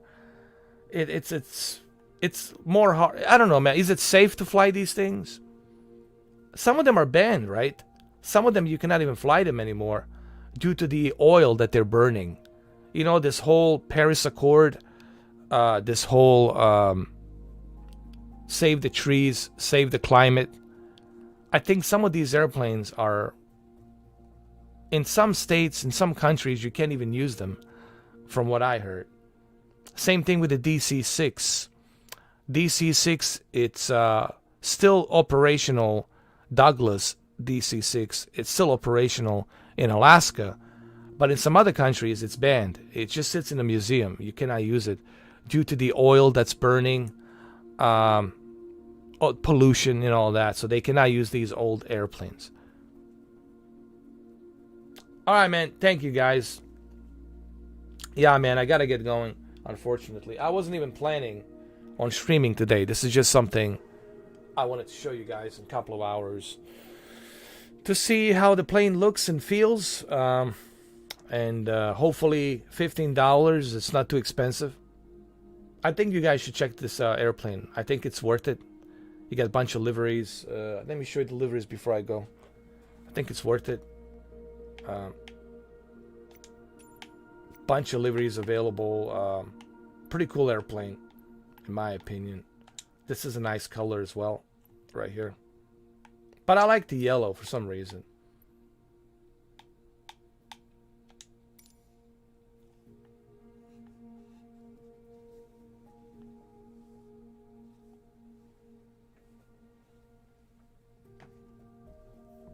Oh, I don't know about that. I never heard that. But that's interesting, Rodrigo. All right, guys. I got to get going. So I hope you enjoyed this, you know. And maybe you'll consider checking this airplane out. I think I showed you everything in the beginning. Instruments, the whole thing. I think this live stream should give you a pretty good idea about this airplane and what you can expect. So think of it like a review. It's kind of like a review. Yeah. All right, guys. I'll see you soon. I gotta get going. You too, man. Thank you, Rodrigo. Thank you, Chris. Thank you, everybody, for stopping by, man. Appreciate it. Always a pleasure. Thank you, Anthony Bishop, man. Thank you for being here. I haven't seen you in a while. I might jump into the virtual reality one of these days. I don't know when, but when I get a free time, I'll jump onto the VR. I haven't, dude. I think my Oculus Quest is collecting dust. I need to dust that out. Thank you all. Farasat Ali, Farasat Ali, thank you, man. Wesley, Fizz, always a pleasure, man.